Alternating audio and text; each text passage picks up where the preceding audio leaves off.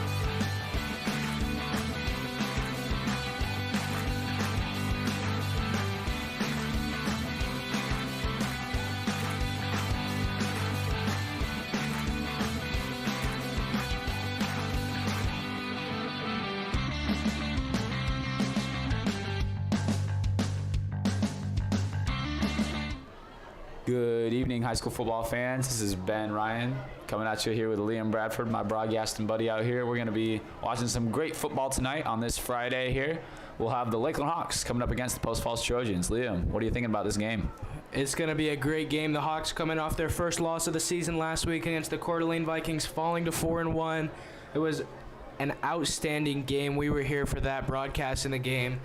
That was for the first time this season. The results of the game didn't go in the way of the Hawks, and they took their first L. You know, you go home with that bitter feeling of wanting to get back at them next week. But, you know, the Hawks have a great squad, and they're going to come out this game against their 5A opponent in Post Falls and hopefully play their hearts out on this homecoming game. Oh, yeah. I mean, the Hawks are coming off their first loss, like you just talked about. Just played a tough game against Coeur d'Alene, ended up losing just by 1 point. And a 13-14 thriller. It was kind of a defensive standoff there last Friday. And now they're coming up against another tough 5A opponent out here on their homecoming week. You know they're going to be fired up here to try to get the win against another big school that I know they're going to be hungry again for a dub. Oh, absolutely, man.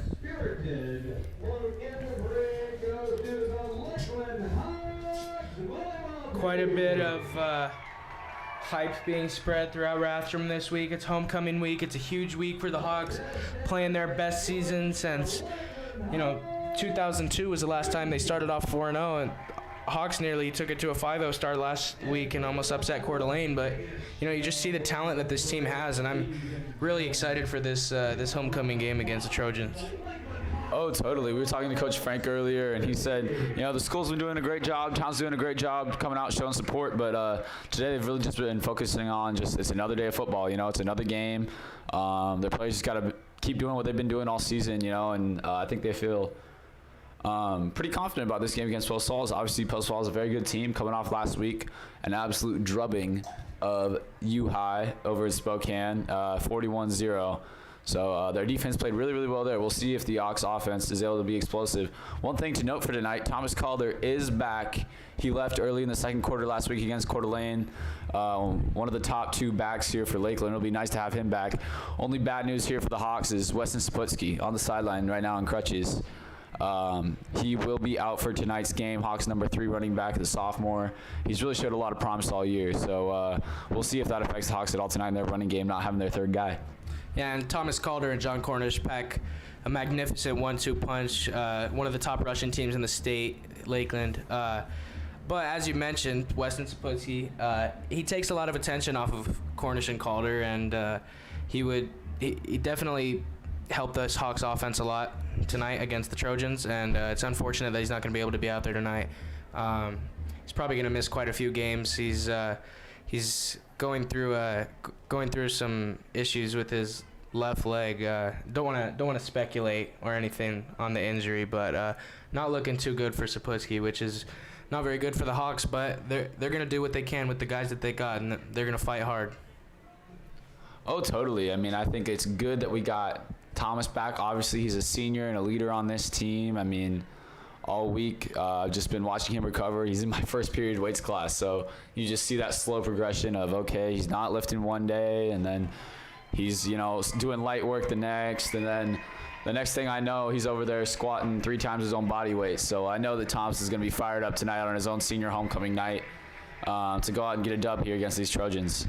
As the Post Falls Trojans now just taking the field here at Corbett Field in Rathdrum. Beautiful weather tonight for football. Under the Friday night lights here. Yeah, we'll just get kickoff here coming up soon here in the next 10, 12 minutes. Absolutely. And one thing I want to point out, when I first saw the Hawks schedule before the season started, seeing that the homecoming game is going to be against Post Falls, I was kind of thinking, I was like, I don't really understand why they would schedule a game against Post Falls for homecoming, because obviously Post Falls is a 5A opponent, and there's higher chance that we just get tired out towards the end of the game, and Post Falls beats us like they would be expected to be for a bigger school. But after watching the first 5 weeks of Mike Schroeder's football team so far, I don't feel that way anymore. I think that we can hang with anyone, and after watching us play with one of the elite blue blood high school football programs in Idaho last week, Coeur d'Alene, and hanging with them all game in a game that quite frankly, I think that we should have won. It gives this team a lot of hope, and I think this is going to be a better game than any other game that the Hawks have played so far, despite maybe that game against the Vikings last week. Oh, totally. I mean, yeah, like you talked about, losing only by 1 in a game that maybe they really should have won. A couple of fourth down calls there that ended up sticking it early on when you could have kicked the field goal there with top kicker Owen Forsman by Mike Schroeder. We'll see if that comes into effect in any fourth downs this week now against the Trojans. But, I mean, really, yeah, the Hawks just have to be feeling good about the fact that they just played one of the top teams in Idaho and could have beat them. Almost should have beat them. It almost felt like, I mean, obviously, a team like Coeur d'Alene, they're always going to give you a tough run, but it almost felt like we should have beat them last week. So, the Hawks are going to be taking that into account this week. They'll know that they got some momentum. I mean, they were playing without one of their top star running backs, like we talked about, Thomas Calder. So the offense was kind of stagnant there in the second half, only scoring 3 points, or didn't score at all. Yeah, it was a scoreless second half without Thomas Calder. So, yeah, that the Hawks are going to be taking that into account, the fact that, hey, we can hang with these top teams, so let's get after the Trojans tonight. Really hope to see that just all across the line, especially down in those trenches, the O-line, D-line. I mean, both coaches really talked about how important it is to control that. Both of these teams are very run-heavy teams. They're both really, really wanting to just move the ball on the ground. I mean, Lakeland right now, I believe, is top in rushing yards in the state of Idaho. So really both these teams are really just looking to control the ground game coming into this. I know Postfell's coach, Blaine Bennett. Yeah, Blaine Bennett, excuse me. Sorry about that. Coach Bennett from Post Falls, he just couldn't talk enough about how impressed he was with Coach Schroeder and how he's come out and really just made this such a physical football team as it is. I mean, Lakeland's defense, they made so many stops last week against Coeur d'Alene, down on the goal line, 4th and 8, 4th and 6, 4th and goal. And here comes the Lakeland Hawks taking the field for their homecoming game. We've got quite the crowd out there tonight wearing green and gold. Obvious, funny as they run out, I mean, you always think football team is so huge until you see the 5A schools. I mean, Post Falls looks like they got a full army over there. Lakeland looks like they have a small huddle, and really, I mean, at least 30 guys over there. So, but just funny to look at in comparison when you look down the Post Falls sideline compared with the Lakeland sideline. But yeah, so yeah, I think the Hawks will, get after it today. I really hope for a W on homecoming, and I think the fans will really help them out here. And it's really just a great atmosphere tonight. Man, the vibe that I'm getting right now from this stadium is pretty electric. We got more people than we've seen at any other game this season. I would say even more than we saw at the Coeur d'Alene game last week. Projected attendance this game was about 7,000. So, I mean, that's crazy. We're in tiny town Rathdrum, Idaho, and we've got the whole school plus more here. So. This is going to be a fantastic game as the 4-1 Hawks take on the Red Hot Trojans coming into this game, winning 3 games in a row. As we're going to rise for the pledge here. The Dairy West, the official sponsor of the Idaho High School Activities Association, reminds you that this competition is being conducted according to the rules of IHSAA. Please remember that sportsmanship is a top priority of our school and the Idaho High School Activities Association. Lakeland High School asks that all students and parents to honor the game through sportsmanship, respect, integrity, honesty, teamwork, leadership, and personal responsibility. And now, ladies and gentlemen, as you place your right hand over your heart, while all veterans and current service members, please be recognized by rendering a hand salute. I invite you to join Kylie Martin as she honors America, and we salute our troops around the world with the singing of our national anthem.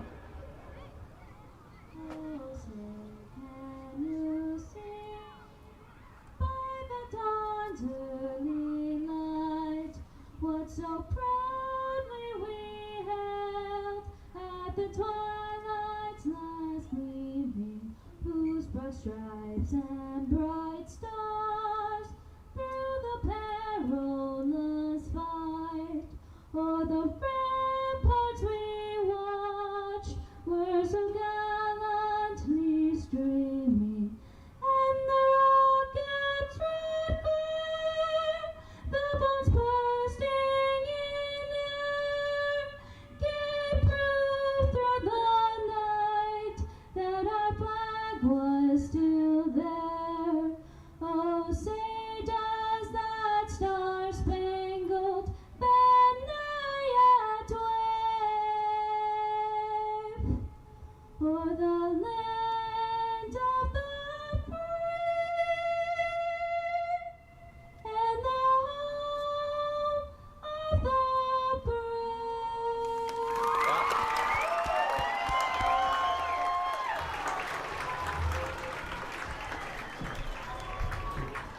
So we are just moments from kickoff here in Rathdrum, Idaho, and a great homecoming game on the way between Lakeland and Post Falls. The 3-1 Trojans against the 4-1 Hawks. The Trojans lost their first game of the season to Skyline, 35-17, and since then haven't lost. Hawks, on the other hand, started the season 4-0, best start in program history, as far as we go back to 2001. 4-0 was the last time that they started, or 2001 was the last time they started 4-0. So pretty impressive that the start that the Hawks got off to prior to their loss to the Vikings last week. Yeah, I mean, the Hawks really just came out firing this whole season. I mean, really just the top team. A lot of these guys on the squad this year, they're 3-year varsity players like Thomas Calder, John Cornish. A lot of these guys, a lot of experience here for the Hawks. So really just hoping to capitalize while we can on all this talent that we have.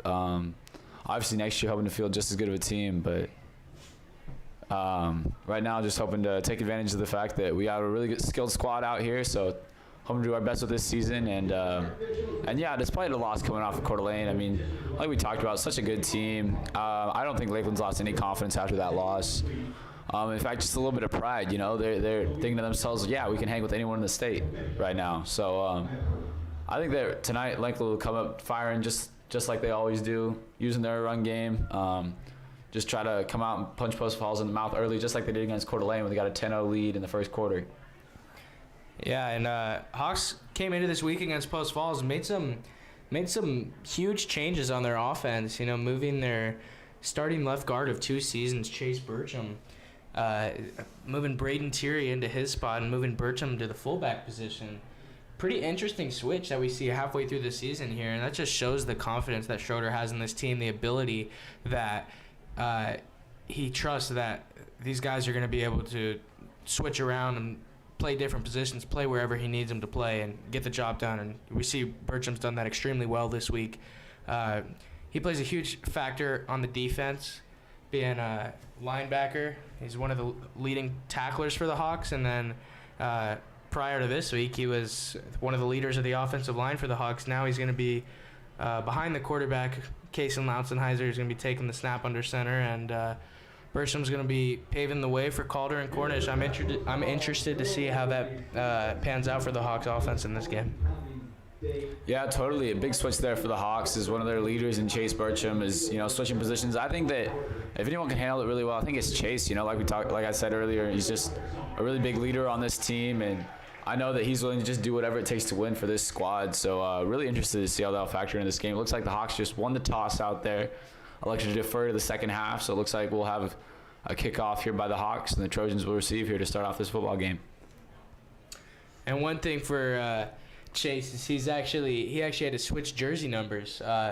He was number 68 for the past 2 seasons, switched to number 32 for this game. Moved to fullback, and it's interesting to see Burcham out there in any other number than 68.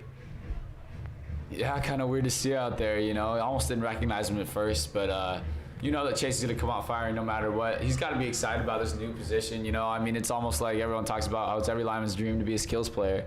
So really hope that he comes out firing tonight, uses the energy from the crowd, and just gets it done on a senior homecoming night. And we got Forsman coming back to kick, start this football game. Yeah, unfortunately, we won't get to see Burcham in there at fullback on this first possession of the game, but assuming he will go in there at linebacker to try to stop this Trojans offense on the first possession of the game, as Forsman boots this one away into the Post Falls end zone for a touchback.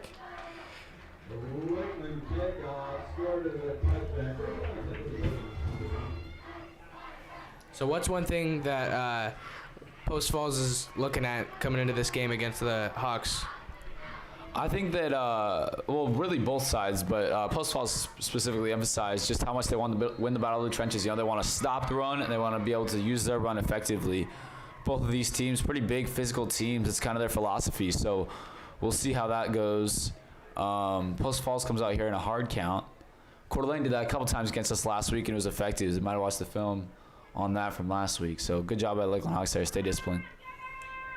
McCown hands it off here to Bustamante, And brought down after a gain of 2.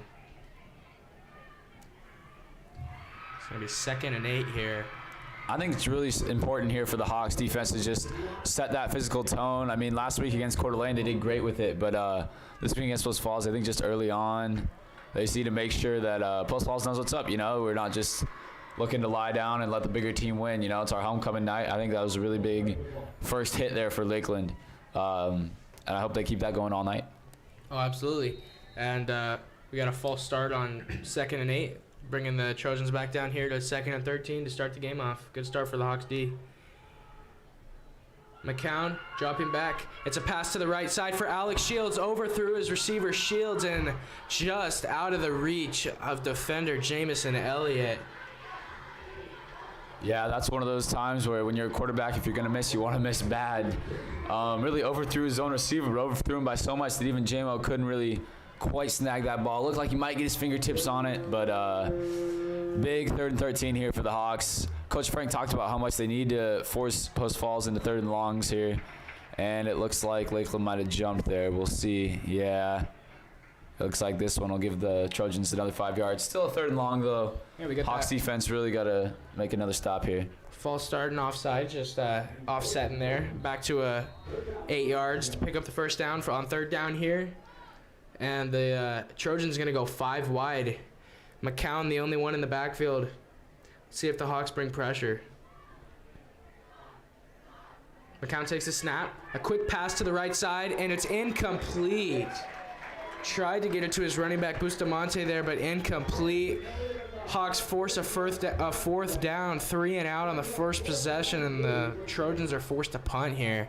Great start from the Hawks defense as they've been playing this way all season long. Good stuff there by J-Mo Elliott. Doesn't look to just hit his man. Goes for the ball. Makes a good, clean knockdown there. Easily called. No pass interference, you know. No doubt about it. Just a really good play there by the senior J-Mo. J-Mo's stepped up quite a bit this year as a corner. You know, the Hawks lost quite a bit of their secondary help last season. You know, losing Richie Thomas, Richie and Mason, as well as Lucas Williams and Skylar Huber. You know, Hawks had quite a good secondary last year, and you know, trying to recover this season. You got some new looks out there. Zach Kinkler. Weston Saputzi was playing for a little while, but you know, they're just mixing and matching different corners in there, and J-Mo Elliott especially has stepped up and played a huge role defensively in that secondary for the Hawks this season. And as we're gonna see Chase Bertram making his first plays at fullback here on offense, as Bertram's actually not on the field right now. Yeah, it looks like he ran out there. He was so excited, but looked like Coach Mike Schroeder called him back there, so we'll see if we see Bertram here on this first drive. And it is interesting to see Chase Bertram not in on offense right now, because he is one of the best football players on this team all around, and not having him on the Hawks offense, it feels like that might hurt them a little bit. But you know, we'll see. Mike Schroeder's always got a plan, and he is a genius coach coming over here with a handful of state championships. Oh, absolutely. And I just wanted to get back to your secondary comments earlier, just about how physical this secondary has been. I think that's a lot to attest to Mike Schroeder as Lautenheiser chucks up a prayer there. To Ezra He's Benson. pressured. Benson incomplete on the deep pass there. It's going to be 3rd and 8 here for the Hawks at midfield. But yeah, really just on the physicality of the DBs there for Lakeland. I mean, J-Mo Elliott, he had a couple of throws where he had a couple of passes that were completed by his receivers, but he'd always make a quick hit. You know, that's a lot of stuff. I mean, you see that at the higher levels, college and NFL levels, how important it is to make sure there's no yards after catch. You know, J-Mo Elliott, he always get after those very tough Coeur d'Alene wideouts and just not allow anything easy, as Thomas Calder comes up just about 4 or 5 yards short of the first down. It's decision time here, as this is kind of no man's land, and it looks like they are going to bring the punting unit on. Ezra Benson and company coming onto the field here. There's no chance they're trying for a field goal from this far. Not quite in range of Owen Forsman, although he does have crazy range. He was showing off before the game, kicking footballs about 60 yards downfield, just practicing kickoffs. That's quite impressive. Yeah, I'd say just a little bit too far out for fourth and range here. So the Hawks will just flip field position, set the Post Falls Trojans back. Yeah, you got to wonder if last week, if the fourth down problems hadn't happened for the Hawks, would they be punting right now? Oh! And we have a turnover. The Hawks pick it up. Is it going to be a scoop and score? That's Landon Burmeister falling on it. What a play by the sophomore Burmeister. Jumping on the ball and the turnover on the muffed punt for Post Falls. Hawks have the ball in the red zone inside the 10, first and goal. What a play jumping on it by Burmeister. He's been getting more time lately, and he's going to earn some more time there, jumping on the ball. Hawks first down and goal. Great play there by the Hawks special teams. Ran right down, got in the Post Falls punt returner's face. Didn't hit him, didn't make any illegal plays there, but I'm surprised Post Falls didn't get out of the way. That ball looked like it might just bounce in the end zone. Instead, returner tries to catch the ball, muffs it. Great play there by the special teams to get down on there, get down on the ball. That's a huge momentum swing here early. Handoff to Calder. Calder up the right sideline, and he dives into the end zone. Touchdown, Hawks! What a run to the outside there. Thomas Calder with the 8-yard touchdown, and he got the leading block from guess who? His fullback, Chase Burcham. Yeah, great play there by Thomas. Chase is able to throw a block there on the edge. I think that's really where Chase will be most effective there as a fullback. Just be able to come at guys with a full head of steam, use his physicality, and break open big holes for Cornish and Calder all night. Great run there by Thomas. Dives over the pylon, and Lakeland comes out with the first strike, just like they did last week against Coeur d'Alene. Fantastic. After the Hawks offense is stopped quick by the Trojans defense, got 3 and out. Looked like they were just going to be trading 3 and outs there, but a muffed punt switches the field position. Hawks took advantage of it, got the recovery, and into the end zone one play later, and Lakeland takes a 7-0 lead. What a great start. As it feels like the Hawks have started off quite well these last 2 weeks, and hopefully, they could keep the lead this time. Oh, yeah, totally. I mean, they're not going to be laying off after last week, when you're up 10-0 in the first quarter, but it is against a top 5A opponent, just like Post Falls. Obviously, Coeur d'Alene a little bit more of a coveted team than Post Falls, but like we talked about, Post Falls is coming off of a 40-point win against the Spokane High School, so these guys are tough. So they're going to be come out swinging. Lakeland needs to make sure they keep their foot on the gas and just keep this momentum rolling. And Lakeland wants more than anything to get the win here on homecoming night, under the lights in Rathdrum with everyone and their mother watching. Playing against Post Falls, Coeur d'Alene, quite some good competition, just like Post Falls, but we don't play Coeur d'Alene as often as we play Post Falls. Play Post Falls every once in a while, and as everyone knows, Coach Brian Etchison, coached at Lakeland, was the offensive coordinator for the Lakeland varsity for a couple years. He's now coaching at Post Falls, so there's a little bit of rivalry here between the two schools, and I know this Hawks team would just love to pick up their 5th win tonight. Totally, and this will help. They'll get the crowd into it, get the students going. I mean, some of these students have never been to a high school football game before. It's their homecoming, and they're just coming off the special occasion. I hope that really gets them hyped up on the sideline, and make sure the Hawks can just feed off of this energy now in the crowd. Hopefully, the defense will make another big stop. Less than 3 minutes into the game, Hawks didn't even get the ball first, and they're already on the board.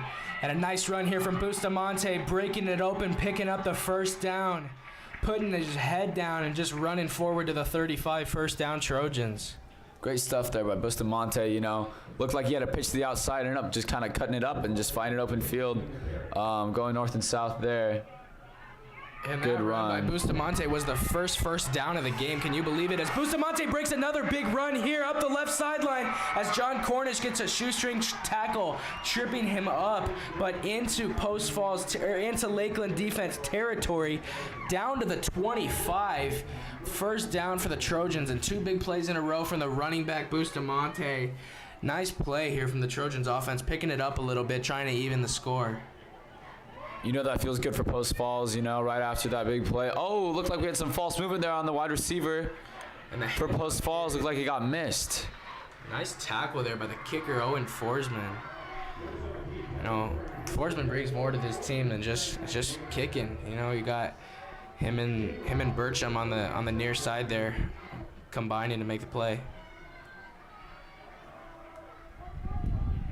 2nd and 7. J-Mo Elliott looking to the sideline in confusion. He's in single coverage on Alex Shields on the far sideline right now. Tight end in motion a couple times. McCown takes the snap finally, hands it off, and that play goes nowhere. Brought down by Hutton Hegbloom at the line, picking up maybe a yard. It's going to be 3rd and 6 here. Great stuff there by the Lakeland defense, not getting discouraged after a couple big plays there by Bustamante. Gets the stop, brings up 3rd down. We'll see what they do here. Quick snap here, giving it to Bustamante, and he goes nowhere. Brought down, combination tackle there from the kicker Owen Forsman and Thomas Calder. Nice play there by the Hawks defense, and it's now 4th and long, as we'll see what they decide to do here. For the Hawks, this would be field goal range, but not quite sure how this post falls kicker is. We'll see here, but we got for now we got 4th and 9, and it looks like Post Falls is gonna try to convert here, at least maybe get the Hawks to jump off sides. As they have the offense on the field. McCown getting the play from the sideline. They are going to snap it. McCown takes the snap, throws it to the right side, and just throws a 50-50 ball for the end zone. Touchdown on the near sideline. What a nice catch. Touchdown, and Post Falls evens the score there. Alex Shields on the catch. Makes a nice play, just ran a go route and beat his man Jameson Elliott. Touchdown for Shields as Post Falls evens the score pending the extra point. Great throw there by McCown as he just lays up an absolute bomb there for Shields there on the right sideline. Looked like J-Mo Elliott just slowed up a little bit, hesitated. Post Falls had a lot of runs coming into that, so he might have been looking like his guy was just running a go route as a diversion. But really great throw there by McCown. Just throws it outside of J-Mo's hands. But I think that's the kind of game this is going to be. These are two high-power offenses, and hopefully the Hawks can just come right back at them. I mean, we're not even halfway through this first quarter, already 7-7.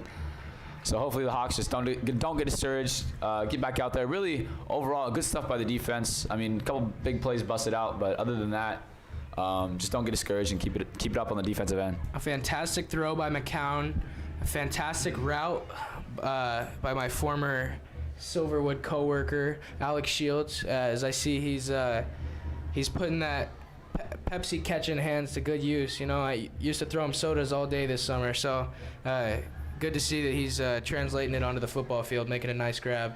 So we have you to blame. Thanks, Liam.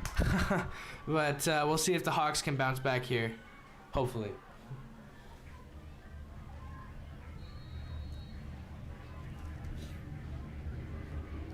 And the kick is away. And it's a squib kick. Devin Howell picks it up and he laterals the ball behind him to nobody. Thomas Calder just jumps on it. That could have been catastrophic as Howell picked the ball up, didn't know what he was doing, and he just threw the ball behind him as looks like Howell's going to get an earful on the sideline here from the Hawks coaching staff. That was just unfortunate, and Hawks lucky they were able to jump on it there and maintain possession. Going to be starting this one. Not very good field possession. Yeah, really just one of those mental mistakes we were talking about with Coach Frank last week that they really just got to keep avoiding. I mean, the stuff they can control, he said to me before the game, stuff they can't control, they need to control. They need to be perfect on. So just stuff like that, I know, is just stuff the Hawks need to clean up. Luckily, yeah, Calder makes a smart play, just dives on the ball. Hawks retain possession, but still does not help to start out from your 9. Lotzenheiser hands it off to Cornish. Cornish breaks one tackle, but then he's brought down maybe a half yard past the line of scrimmage by a swarm of Trojans. 7-7. It's a pretty good game so far here. Post Falls playing quite well against this Hawks offense. Hawks haven't even picked up a first down yet. Their only points come in on that 7-yard touchdown rush from Thomas Calder, but we'll see how this Hawks offense develops to playing against a tougher defense and see if they can get some more points on the board like they were able to do in the first quarter last week against Coeur d'Alene. Lautzenheiser pitches it to Cornish up the left side. Cornish trying to find something. Cornish has some space. Picks up the first down and more with a head of steam. Gets his shoulder in there and hardly thrown out of bounds by his defender, but picks up the first down nevertheless. First down for the Hawks. About a 15-yard run there from Cornish, and you love to see it. First down for the Hawks. Yeah, good stuff there by Cornish. Good to see him get going in this game. We've seen a lot of times Calder so far. Not a whole lot of John, but really just able to just turn it up that field, put his shoulder down, and get the first down. Big stuff there for the Hawks. Gives us a little bit of breathing room here out to the 20. Gotta love Chase Burcham playing fullback, just blocking ahead there for Cornish and getting him some space to pick up the first down. And an end around handoff to Ezra Benson. Benson's got some space and a head of steam, giving him the first down. Picks up 11 there. And the Hawks offense is in business. 2 first downs on 2 plays in a row.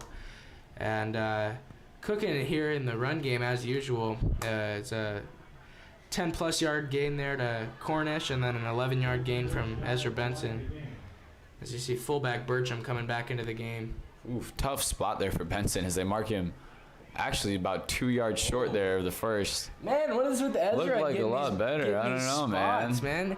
You That's can't 2 buy weeks a in a good row that spot. Ezra almost had first downs or called just short. Tough break for Benson. It's handoff to Cornish. Cornish picking up the first down regardless. Up the middle, getting to the 35. Great stuff here by the Hawks offense. You know, keep their composure after that bit of a mistake there on the kick return, but they're able to. Now they're already out to their own 35, giving themselves some space. I mean, they're moving with plenty of time. Running game looks great. I don't think Case and Lautzenheiser's only had to throw 1 pass all game. So if they can keep this up all night, Lakeland will be happy. And that's one thing that this Hawks team has lacked. You know, their defense has been absolutely stellar throughout the first 5 weeks of the season, but their running game magnificent as well. But you know, the passing game has been lacking, and we'll see if this is the game where, you know, they kind of come into their own offensively, throwing the ball.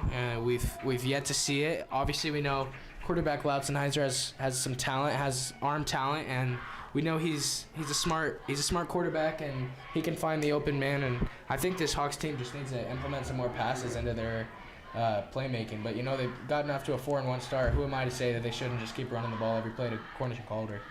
Right. I mean, Coach Schroeder, he almost has like a Pete Carroll approach to this, where it's like run until you can't. You know, he's always going to elect to run before he elects to pass, even on stuff like 3rd and 6, 3rd and 7. We've seen a lot this year where he gives that to Calder and Cornish in the backfield. So yeah, we'll see as we go along throughout this season, as teams start to wise up to the Hawks running game. As we talked about, one of the top running teams in the state right now. So we'll see if Lakeland will need to pass, but I think that when they do, they shouldn't be worried. You know, we got some top wideouts in Ezra Benson, Zach Kinkler out there. Kason Lautzenheiser is a great arm. Hutton Hegbloom there at tight end. I mean, I don't think the Hawks need to be worried about their pass game. I don't think it's a weakness. I just think that, you know, I think their run game is a solid thing to stick with, you know, as long as if it ain't broke, don't fix it, you know. So Yeah. as long as they can keep it on the ground, I say they keep it up. Play action pass here. Thrown to the near side for Calder. He's got plenty of room up the sideline, past the 40, down to the 35, and gets tackled at the 35. A huge first down gain there, going from his own 35 to the Post Falls 35, picking up, what is that, 30 yards on the run. Trying to do math on the go there. What a great first down run there on the passes. We just mentioned the lack of the pass game in this Hawks offense. Lautzenheiser makes a nice throw, and the Hawks pick up another first down. Yeah, great stuff there by Lautzenheiser. Under pressure, finds Thomas in the flat. Thomas just turns it up. Zach Kinkler threw a great block there on his corner on the right sideline, and Thomas was just able to use his athleticism, get 30 yards, bust into Post Falls territory. And the moment I realized that this Hawks offense was a lot different than any other offense I've seen in the past was their first broadcast we did this season playing against Columbia. It was a 3rd and 13, and I think I even said, I was like, whoa, this is for sure going to be a pass here.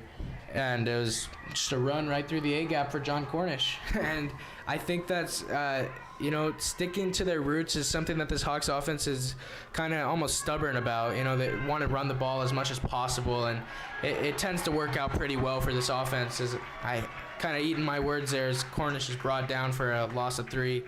It's going to be 3rd and 10 from the 35. Here's my question. Is this Owen Forsman range from the 35? This would be about a 52-yard field goal. We've seen him make a 47-yarder with ease before. So, I mean, in my opinion, I think that Owen's got this just because I know he's such a top-level kicker. Then again, I don't know if that's Mike Schroeder's opinion. So I think that he'll at least want some yardage here as he's sending in Ezra Benson for Chase Burcham, receiver for a fullback. So we'll see if the Hawks decide to air it out. But I think that a couple yards would be nice, but I think that Owen could knock this one through. I don't know. It'd be interesting to see, but for some reason, I doubt that Mike Schroeder will take that chance as he calls a timeout. We have a flag thrown. We'll see if they got the timeout before the delay of game is. Yeah, they're going to call out a timeout. Timeout, Hawks. 1:55 remaining in the first quarter. It got some good momentum, but it is 3rd and long here. We'll see if they're able to pick up the first down here or if it's going to be decision time for Schroeder again. And if it does come to that, do you think, after last week, probably hearing a lot of criticism this week for not kicking that field goal, do you think that it's kind of an easy call for Schroeder to kick this one, or do you think he kind of sticks to what he was doing last week and try to give the offense a chance to get it on 4th down? I think it definitely depends on this 3rd down gain. I would say that, in my opinion, I think that he should like to kick here if we do not get a first down. I think that, honestly, I think this is a good chance to kick. Show Owen Forsman you have some faith in him. And, I think that they're deep enough here into Trojans territory that even a missed kick wouldn't kill the Hawks. Mm-hmm. So I think it'd be worth a shot just to give Owen Forsman the confidence. I mean, sometimes it can feel like as a kicker, obviously Forsman plays on many other sides of the ball. But it can feel like when your coach likes to go for it on 4th, coach almost just doesn't have faith in you. I know that isn't the case with Mike Schroeder. He's just a very physical, gambling guy. Cornish we won't have to worry about it. 3rd and 10 is very close to the first down marker. Looks to me like he got the first down, and he did. Picks it up with about a yard to spare. What a great run there. As I just mentioned, Schroeder sticking to his roots, handing it off on 3rd and 10, and a gain of 11 for Cornish. That is Lakeland Hawks football to a T. Love how Coach Schroeder just didn't go away there from the run after losing 3 yards on an extremely similar play out there, out on the left sideline. Sticks with Cornish, lets him run it up, just use his muscle and his skill to get that first down. Big first down there for the Hawks as they can keep this drive alive. And Cornish shot out of a cannon on that play. He basically teleported from the backfield to the line to gain. What a great play there from Cornish as he bursts forward for a gain of 5 here. It's going to be 2nd and 4.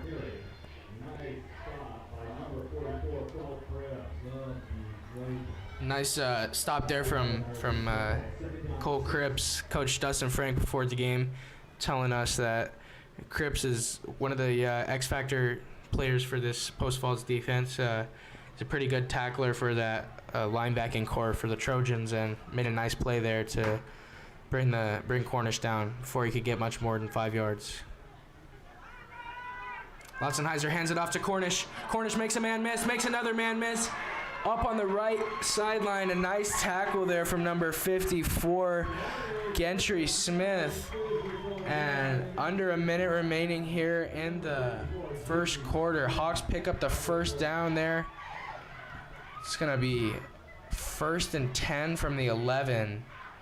And the Hawks in very good position here, getting the ball to start the second half. And they have the ball right now in a tie game, threatening to score. Yeah, no, Hawks have been looking great all night, like we talked about. Other than those couple of busted plays against Post Falls, it really looks like our offense has had the upper hand here as we got some movement on the line. Looks like Hawks jumped. That's one thing that we saw a lot in that game against Columbia, a lot of penalties, and that's something that the Hawks offense is going to need to limit if they want to come out on top against 5A opponents like Post Falls and Coeur d'Alene. And last week they did a good job of limiting the penalties. It was just some missed opportunities offensively, unable to extend the lead from more than 10 in the first quarter. Kind of hurt the Hawks last week. But, I think what the key to this game is finding offensive success outside of Cornish and Calder because, talking to Coach Blaine Bennett, they're expecting the run. And, That's kind of obvious. Every team we're playing is going to be expecting the run, as that's exactly why right there. Thomas Calder takes the ball right up the middle, and that's not even the number one rusher for this team. What an absolutely insane duo we have of Cornish and Calder, and we take that for granted. Calder runs that one up the middle, burst of speed, muscle hamster into the end zone, 13-7 Hawks. What a play. Huge one there for Thomas Calder. Absolutely just uses his physicality and strength just to blow through the Post Falls D-line. Didn't know what was coming. Lakeland created great holes there on their O-line. A couple of great blocks thrown. And big touchdown there for the Hawks as they'll get some momentum back. Looks like there's a penalty here on this extra point. Don't think it'll matter with Owen Forsman. He should still be able to put this through either way, whether it's on the kickoff or they make us redo this PAT here. But yeah, great touchdown there by Thomas. Huge just to respond to Post Falls response, just keep the momentum in our favor, keep the student section in it, keep the crowd alive. Big touchdown there for the Hawks. Great drive. Thomas and Sean love to make me eat my words. I feel like whenever I say that we need to get our passing game going, the very next play it's always a rushing touchdown. And of course, Calder making me look dumb there as it's a fake. Lautzenheiser taking the snap, and so we have a flag thrown on the play. It's going to be false start, and we'll redo this one again. Interesting call there by Mike Schroeder. Don't really know why you need why you need to go for 2 there.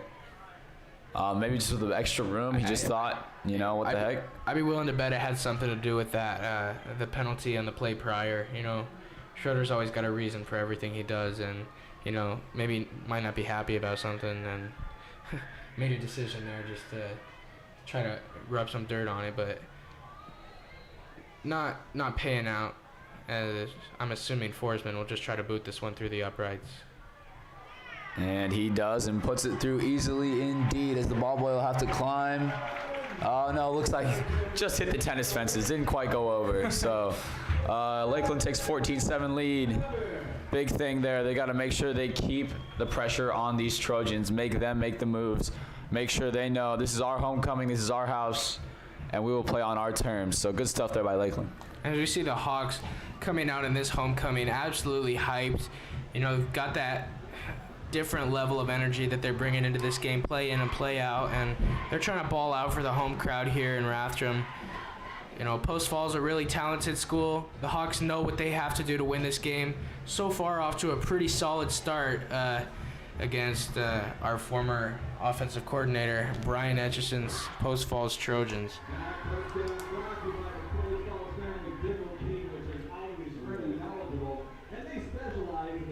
I don't know if you guys can hear this right now, but that touchdown was dedicated to the Post Falls Dentistry, so appreciate you, Post Falls. Thank you for that. A little bit of salt in the wound there, maybe for the Trojans. And Forsman boots it away. As good a kickoff as any. Over the head of Dylan Wolf. And into the end zone for a touchback with 11 seconds remaining in this first quarter.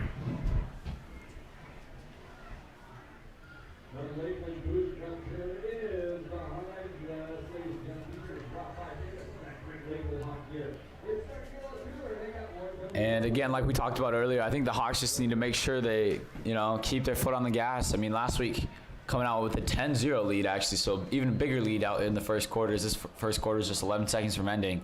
So they need to make sure they keep the pressure on these Trojans, like we talked about. Even with this 7-point lead, it's nothing safe against a bigger school, You just got to make sure you keep playing good football, get this thing up to 20 before you can relax.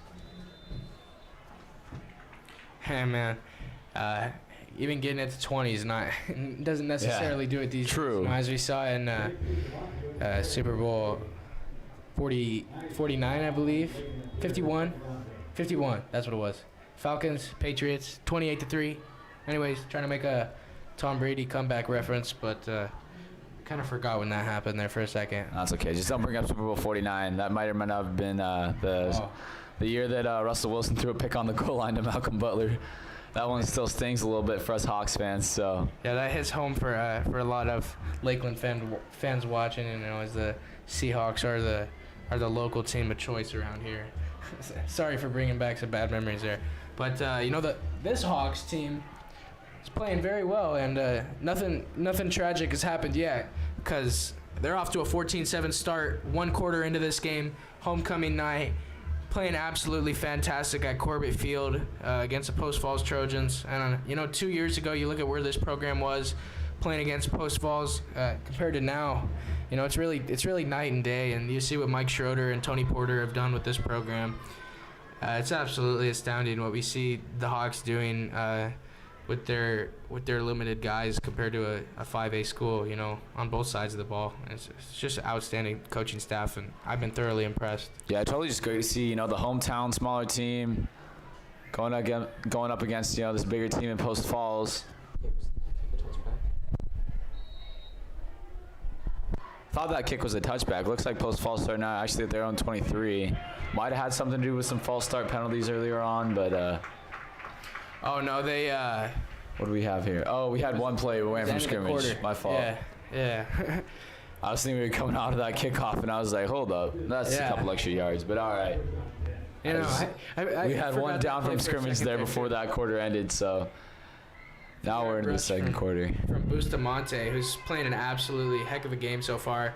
Coach Dustin Frank told us before the game that number 5 got to watch for him, that he's going to be an X factor for the Trojans in this one and make a huge difference out of the backfield. And so far, he's busted it big for some good runs. And here he is again, picking up the first down, a 15-yard gain there, past midfield into Hawks territory, and we have a man down on the field for the Hawks, unable to see who it is. This is unfortunate. It's Owen Forsman, and he's limping getting up after that one. That is not a good sight to see. The Hawks kicking prodigy. He doesn't want to come out of the game, but trainer Megan Cox yelling to him, letting him know he's going to have to come out of this game for at least one play. Forsman looks like he might be okay, but did look pretty shaken up after that one. Kind of ginger on that left leg right now. Yeah, especially with Owen, you just want to make sure that he stays okay, stays healthy, because like you talked about, he has a bigger impact than just offense and defense, and as well as just on the special teams, So really just want to make sure he's okay, I bet. Might just got dinged up there, but yeah, it was a good tackle there by Gabe Means, though, on that play to stop that from going farther. I mean, really, you just had one guy to beat, and it was Gabe, and Gabe made the stop. So good stuff there by my man, Gabe Means. McCown audibling here, changing the play at the line. We see JMO changing from a press coverage to a deeper coverage. The throw on the right side here, caught by number 80. That's going to be Aiden Triana on the play. Very close to the first down marker, and they're going to mark him about a half yard short. It's going to be third and very short here, and we'll see if they just hand it off to Bustamante for an easy first down, or if the Hawks defense is able to come up with a big stop here. As we see big Preston Jeffson at nose guard. Hawks coming with a big defensive look up the middle here. Going to try to stuff them big here on third down. This would be a huge stop here for the Hawks since they're just in their territory. Get Post Falls off the field. Looks like Bustamante's got it, though. First down. And he's a talented runner, and the Hawks are going to maybe the best running back that the Hawks have seen to date this season. He's impressive on the field right now, and he's one of the best players on the field right now. Yeah, definitely very big, very physical running back there for Post Falls. I would argue that Iakaka Ho from Columbia give him a run for his money on both sides of the ball. But Bustamante definitely is just already early on in this second half just showing off his skill. And the Hawks defense got to make sure they stick with him as Post Falls just keeps on marching with that 4-yard run.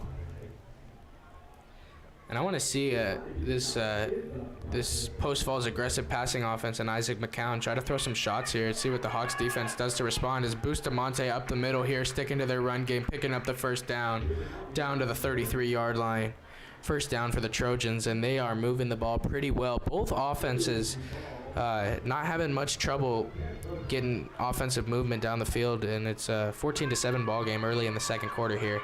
There's a handoff to the backup running back. That's Tevin Burns, picking up about 4 on the play. It's going to be 2nd and 6 coming up. Burns has picked up a couple nice runs here coming into the game, just getting Bustamante a break, maybe some relief on the sideline. breaking off a couple good runs, and he had a 8-yard rush earlier, 6-yard rush, 5-yard rush, just getting some good chunk plays while Bustamonte's on the sideline, and that's valuable to have a number 2 back, as we've seen in Calder for the Hawks. Up the left sideline, he's wide open into the end zone, nearly brought out of down just short. Down at the 4-yard line. Boy, Looked yeah. like he got into the end zone there. I did not see who made the catch there on the near sideline. It was covered up by a swarm of teammates, giving him high fives after that play, picking up the first down, getting a 1st and goal down to the 4. Bustamonte up the middle, down to the goal line, and he stopped just shy. Boy, these offenses look unstoppable on both sides. I mean, Hawks just, after a 91-yard drive from the 9, long, slow, lots of good runs, mixed in with a couple of passes. Post Falls comes back with just about the same thing from the 20. We'll see if they can punch it in here, and they do. So both of these offenses have been looking good. I think that the name of the game will be which offense can keep it going, I mean, as this game goes along and it progresses, as you get tired, on both sides of the ball, offense and defense, see who steps up. Absolutely, as we've seen so far in this game, had 2 touchdowns from either side. Started off with the Hawks touchdown after the short field, the 7-yard touchdown run from Thomas Calder. Post Falls responded with a touchdown of their own, a pass from McCown to Alex Shields, about a 30-yard pass, really nice play. And then the Hawks answered back to take a 14-7 lead on their last possession. I believe it was a John Cornish run. And then on the drive just now, we see Post Falls coming right back with Bustamonte just strutting into the end zone. Post Falls tying it up. Has not a lot of defensive resistance from either side, as you mentioned so far, but I've been impressed, and we've been due for an offensive shootout here, because we saw a defensive battle for the ages last week with neither team scoring a point in the second half. I think it would be pretty nice to see a high-scoring offensive battle in this one. Oh, for sure. I mean, both these teams are just going to have to grind it out, Definitely going to be a couple of high-powered offenses like we talked about. I think really it'll be key just which defense steps up, really, more than just which offense stops. As the Lakeland student session gets going, my man Timmy Shepard running around with the Lakeland Hawks flag just to match the Post Falls cheerleader, just for the heck of it. And Cornish on the return here, getting it out past the 30, and we got flags thrown. Maybe some extracurricular after the play there, as the refs are going to come together to sort this one out. But for the moment, Hawks pretty good field position to start this possession.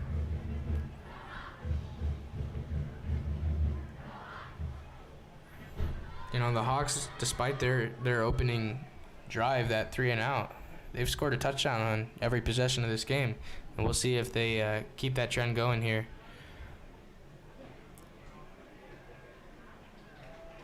The Hawks going to get some extra yardage here. That kick return taken by Cornish to the 32, and it's going to be a 15-yard penalty.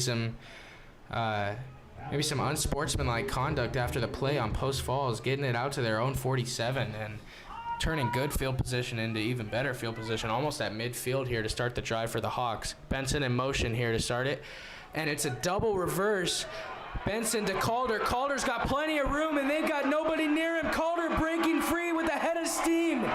Brought out of bounds at the 22-yard line. Picking up the first down. What a run from Calder. And these offenses are unstoppable. The Hawks offense, Post Falls has not been able to find any answer to it at all, as we see Cornish and Calder running all over the field. That time, Thomas with a huge gain, his third big chunk play of the game, getting a first down nearly in the red zone here with 7 minutes left here in the second quarter. Great start for this Hawks offense, seemingly coming alive. Great run there by Calder. Just got a little bit worried on the end of that tackle. Post Falls DB, Jordan Summers. Ended up kind of rolling him a little bit off the sideline, and he kind of came up just a little bit gingerly on that leg, but it looks like he's okay. as he's just down there on the sideline right now talking to sophomore backup quarterback Hayden Benson, helmet off. But I think he'll be all right. You know, it's just probably just a little bit of pressure on that existing injury. So I don't know if we'll see him back for this drive, but I think the Hawks will be all right. Already down inside the 15 here, 2nd and 2. See if the Hawks can just punch it in, keep this offensive shootout going. Lautzenheiser under center as the Hawks officially into the red zone for the 3rd time this game, handing it off to Cornish, and we got a flag on the line of scrimmage. Cornish picked up the first down inside the 5, but I believe this one's coming back. Man, this penalty will really hurt for the Hawks. You know, almost just a guaranteed touchdown from there. I mean, 4 yards out with John Cornish would have been feeling pretty good. If this will back the Hawks up, we'll see how much. This is a false start on the play, so a 5-yard penalty, backing him up. Okay. Going from 2nd and 3 to 2nd and 8. It's manageable for the Hawks, but definitely not as good of a situation as they would have had if didn't jump on the line there. Roan Riley, I think was the victim there, coming off the sideline. Mike Schroeder talking him through it, you know, letting him know what, talking about the snap count, you know, just let him know what he needs to get it done. John Cornish running up the right sideline, plenty of room, nobody in his way, and he runs all the way to the end zone for a 17-yard Lakeland Hawks touchdown. And the Hawks get their 3rd score of the game on their 4th possession. This offense looks absolutely unstoppable. Just halfway through the 2nd quarter of this one, and the Hawks are already over 20 points. What a fantastic start from this Hawks offense, getting into the end zone there from another touchdown run from John Cornish, who may or may not break some records this season. He's playing some absolutely outstanding football. Yeah, it really looked like John just said basically with that run, like, oh, it was a penalty? Well, I'll just do it again for more yards, you know. It'll look a little bit better on the stat sheet there for John. So good stuff there by him. And Lakeland just not hang their heads after the penalty, punch it in for the score. And now we'll see if the defense will be hyped up here, get a stop. The good news for Lakeland is we're on the good end of this, you know. When you're going back and forth and you're the first ones going and you're going to receive the ball here in the 2nd half. We're on the good end here. Definitely be great, though, if our defense could get a stop here against this very explosive Post Falls offense. As you mentioned, that opening coin toss meaning a lot, because even if Post Falls is able to do what they've done 2 drives in a row, drive down the field, score a quick, easy touchdown, we got a tie game, and the Hawks get the ball to start the 2nd half. Any way you look at it, Lakeland's in a pretty good position here to start off this homecoming game, and I think Schroeder's got a lot to be happy about from his boys in this one. As Forsman on to boot this one away. Will it be a touchback? Ooh. Only way it wouldn't be in my mind is if he's asked to not kick one, because I think that Owen Forsman could kick it 60 yards in his sleep. Yeah, that's probably a pretty good guess there. It's away, and it's a touchback. You can tell Post Falls returner there, number 24. That's Braden Worley. You know that it looks like he's been trying to get a return all night. I've kind of been seeing him back here. And he looks like he's trying to take it out of the end zone, but he just can't field it outside of the end zone. He's trying to get a return in, but kicker Forsman's just not letting him by keeping him in the end zone. You can tell a little bit of a frustration there for the kick returner, but we'll see now as the Hawks set up and their D, see if they can make a stop here. This will be big. McCown throwing a screen pass to the near sideline and brought down by some Hawks defenders after picking up about 3 yards there. It's going to be 2nd and 6 or 7 here as the clock is ticking. 5.5 minutes left in this first half. And Post Falls maybe going to have to air the ball out a little bit here in this quarter. This Bustamante is stopped at the line of scrimmage, not able to pick up anything. Great defense there and a nice tackle combo from Hutton Hegbloom and Riley Sachs. Yeah, good stuff there by Riley and Hutton, just reading the play and showing their great physicality there. The throw from McCown to his near side to Alex Shields, and Shields drops the pass. McCown threw it a little bit behind him. Not very good lead there from the quarterback, and that's going to lead to a punt from Post Falls, a huge 3-and-out from the Hawks defense there. And Lakeland's offense is going to get it right back with the 1-possession lead. and they're in a great position right now. Good stop there for the defense. You know, that was really big to finally get a stop here on Post Falls. Tough there for Post Falls. And the it was punch a- is blocked. Looked like it hit a Lakeland defender. You know, not completely blocked, as it did still roll quite a ways, all the way down to midfield. Looked like Hawks defender got a hand on it there. But the Hawks are going to take over at midfield. Great field position with 4:49 left in the half. We'll see if they're able to add to this lead before going into halftime, where they're going to be getting the ball to start the second half anyways. Boy, going into the half with up 2 scores against a bigger school, this would be huge here for the Hawks. They're able to punch something in. I think really their offense needs to be firing now because, defense finally got the stop that we've been looking for. Really on that third down, it was a great play call there by Post Falls. They just recently had a similar play where they did go to the screen. So cornerback JMO was looking at that screen a little bit more. Let Shields get some separation, just not able to hook up there with McCown. Hawks just got to take advantage of that mistake. Cornish picking up about a yard there, maybe. And just got back to about the line of scrimmage. Nothing much there, and a good stop from the Trojans defense. 4:30 and ticking left here in the second quarter.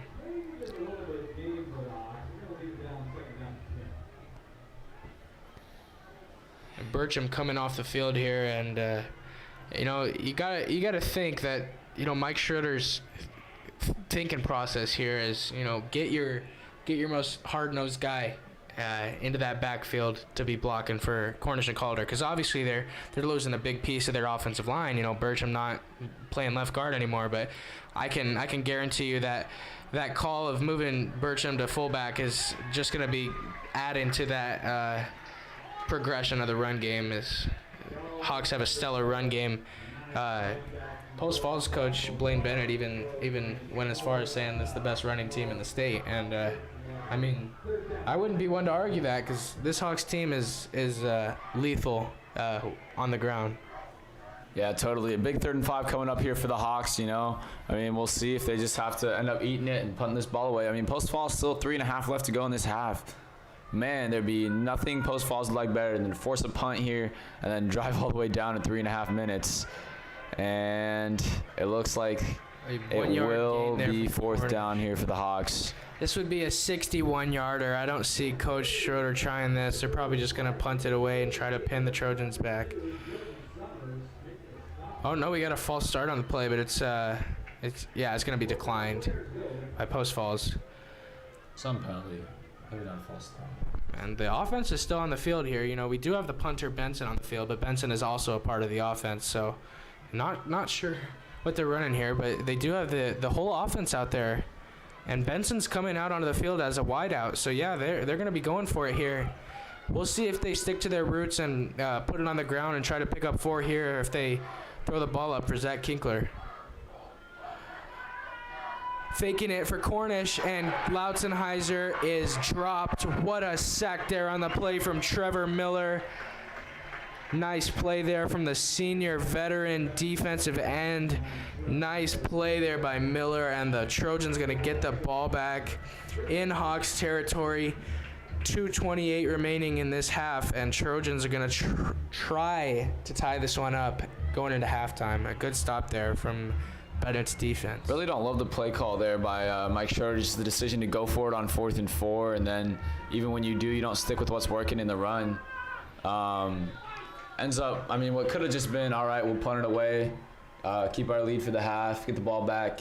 Post Falls maybe got some hope here, maybe at least punch in a field goal here as we're nearing 2 minutes left in the half. But Lakeland's D puts pressure back on them to make another stop, so we'll see what ends up happening there. Bustamante picking up about 4 there. And we're down under 2 minutes now left in this half.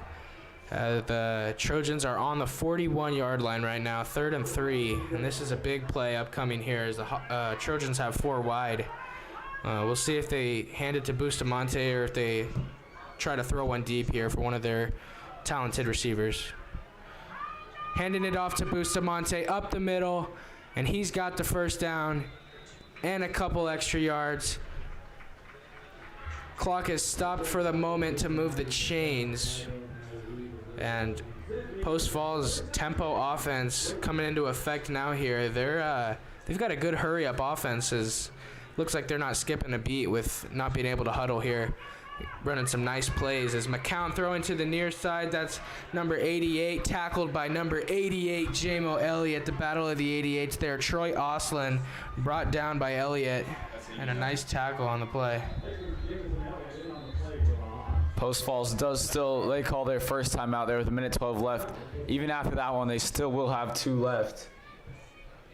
So I think they'll be just okay. I mean, with their obviously still 35 yards to go here before the end zone, but looked like the kicker had some leg on his couple of extra points that he did take. Here with 1:12 left, 2 timeouts. They don't really have to need to throw up a bomb here or anything, Liam. I think they just need to keep it going, boost Monte, see if they can bust a couple of big ones. Maybe start airing it out, but no need necessarily to get these 35 yards all in one play. It was still a little over a minute left, 2 timeouts left in your back pocket there for Coach Blaine Bennett.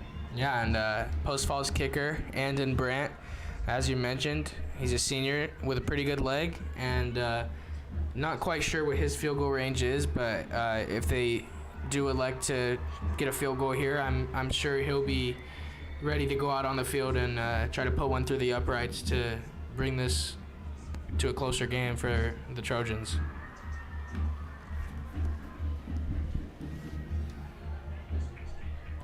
After the timeout, Post Falls offense coming back onto the field here. 1:12 remaining in the second quarter, 21-14 Hawks. Post Falls offense, everyone wide out, got 5 wide and an extra man on the line of scrimmage. And we'll see what Post Falls is running here.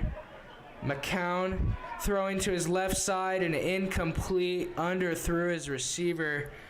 That was for his running back in the flat, Jake Bustamante. Incomplete there. Another underthrow from McCown. As he's demonstrated that he has quite an arm in this one, but a couple inaccurate underthrows so far. But that touchdown pass to Alex Shields was a thing of beauty. So I mean, obviously McCown's got some potential, but the Hawks offense is limiting him to the best of their abilities so far in this one. Yeah, this will be a big 3rd down here for the Hawks on 3rd and long. Got to bring pressure here on McCown, make him make a tough throw. And they do indeed rush the throw. That'll bring up 4th and 10 here from the 35. We'll see if Post Falls follows in Lakeland's footsteps, sticks it here with only a minute left on the 35. See if they kick. Let's see. It looks like we got a timeout here by Post Falls, and they'll think it over here for the next minute. Honestly, I got to think that if I was Post Falls here, I think I got a punt. I don't want to give Lakeland an opportunity here with 1:04 left off the 30. I really can't speak to it. Not knowing their kicker's range, because if this was the Hawks offense, I'd want us to kick this. This is a 52-yarder. It's very doable for Owen Forsman, but I don't know how doable that is for your everyday high school kicker, and that's something that's kind of hard. When we play against another team, not knowing. The kicker's not the most known position on the field, not knowing the kicker's abilities. Not knowing if they've got a guy like us, because I feel like we kind of take for granted having a kicker that can just kick the ball 60 yards with the snap of his fingers. Yeah, I guess I was saying there when I was saying we were going to kick it off, I guess I was thinking back to my elementary school playground days, and it's kick it or stick it. Yeah, I was thinking more of like a punt. I see what you're saying, though, Liam. I do agree. I think that, a smart thing here for Post Falls would be really just to punt it away. Don't give Lakeland any really chance to score here before the half.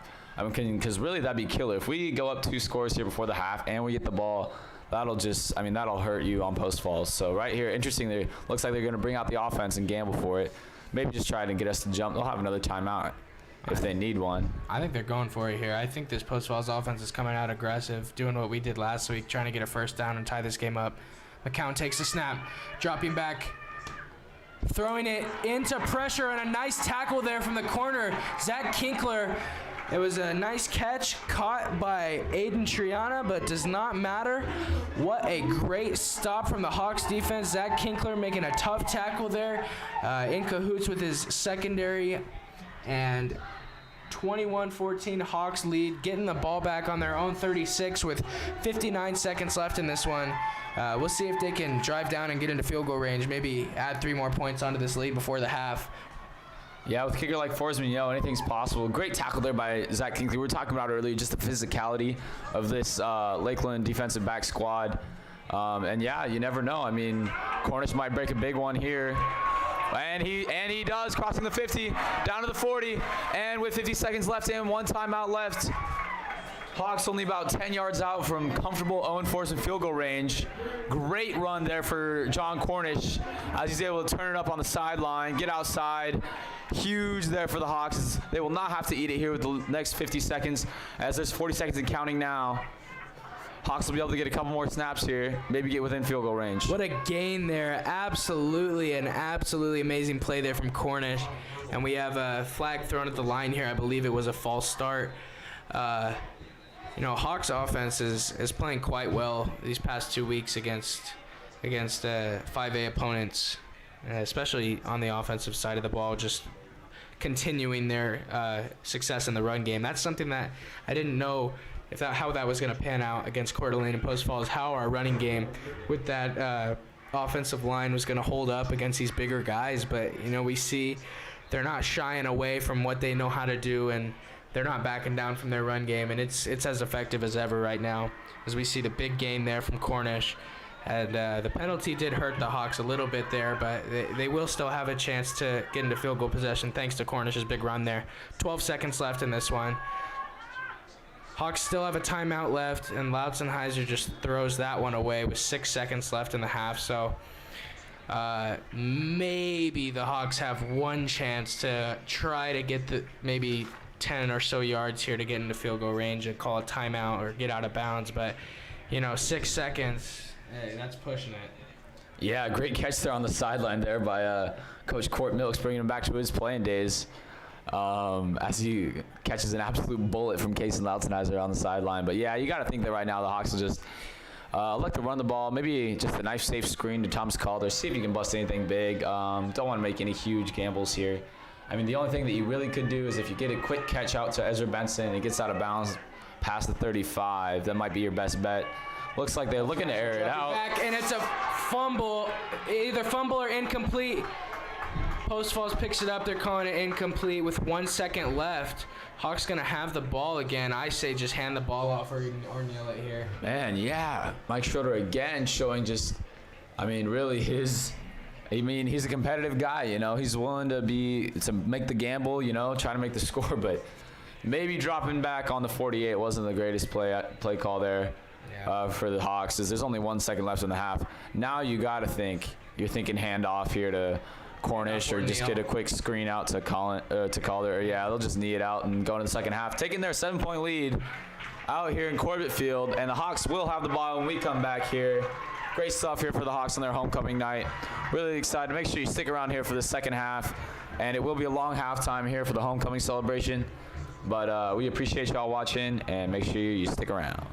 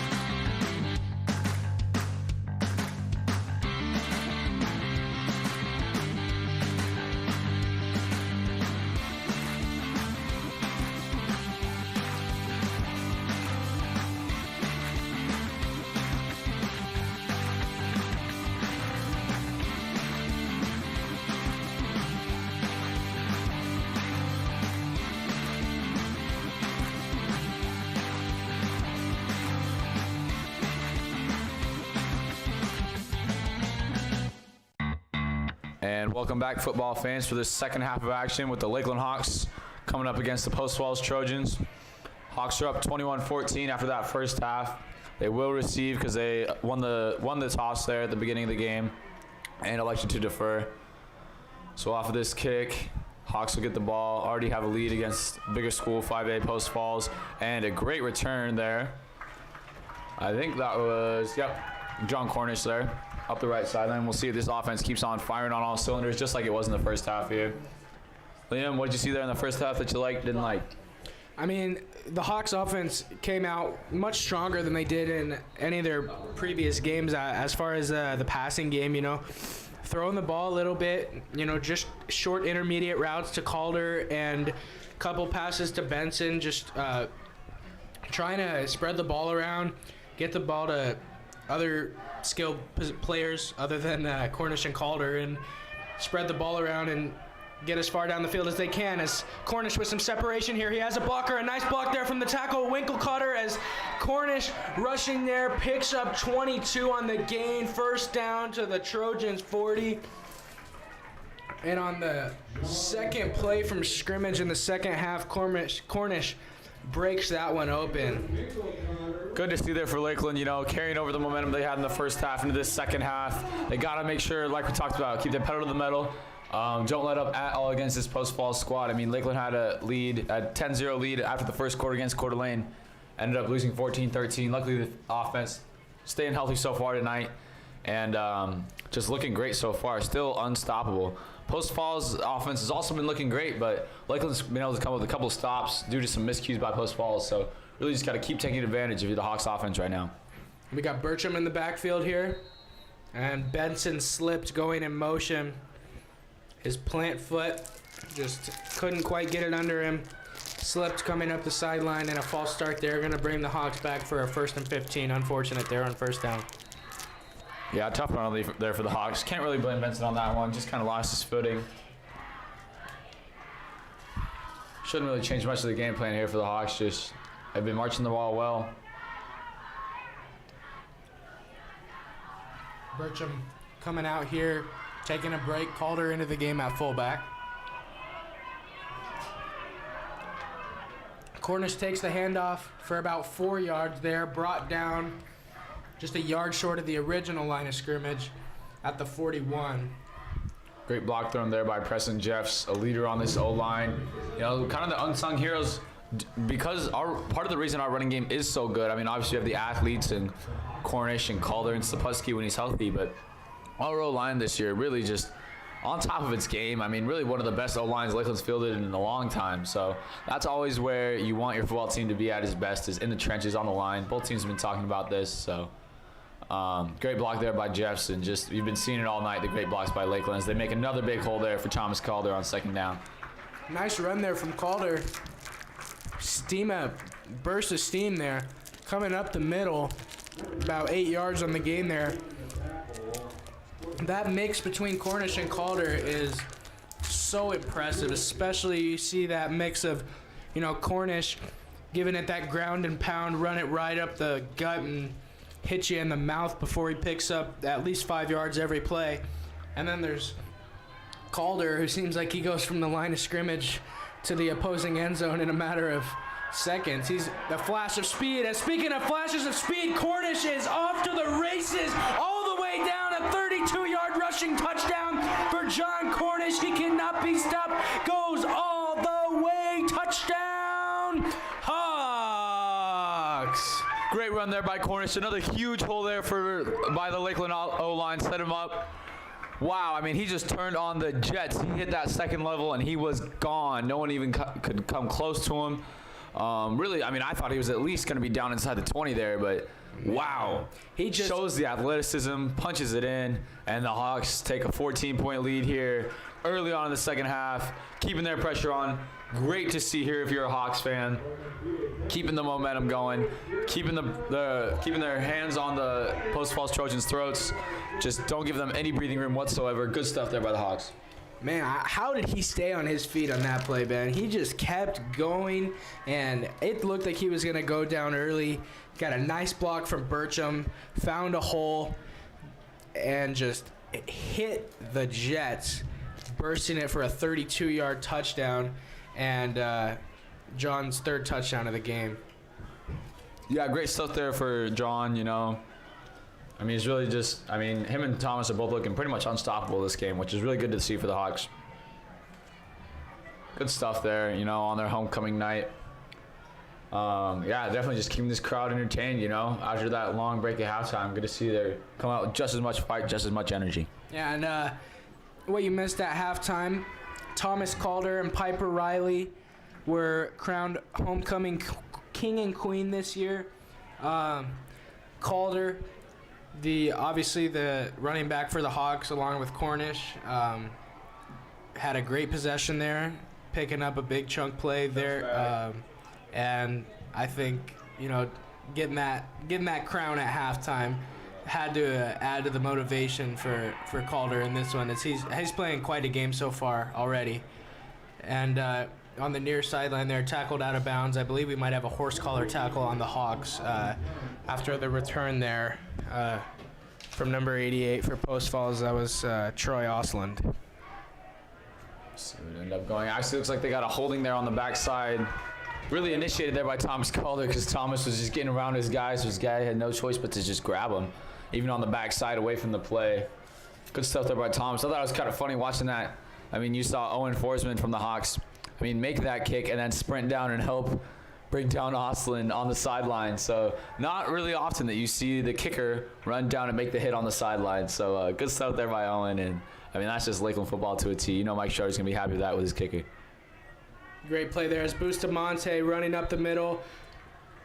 Got a block, picked up about 7 there on first down, and Post Falls offense is going to need to find an answer here on this possession if they want to draw closer and make this a close game, because this Hawks offense is not slowing down by any stretch of the imagination, and this Post Falls offense is going to need an answer, and we know they're capable of it as Bustamante runs there very close to the first down line to gain, and as the ref signaling to move the chains, it is going to be a first down.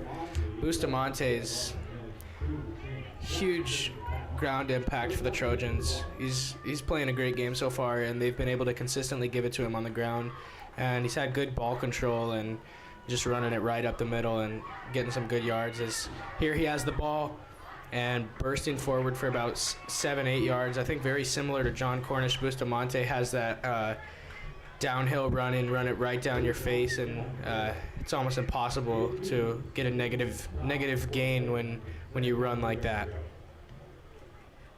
Yeah, boy, we'll see as this game progresses if the Hawks find an answer for Bustamante. It looks like they found one there, and I believe that's Hutton Hegblum. Blows it up in the backfield, brings Bustamante's legs out from under him, and that goes from second and short to third and medium after Hegblum gets into the backfield, broke the offensive lineman that was attempting to block him, and then drove Bustamante into the ground.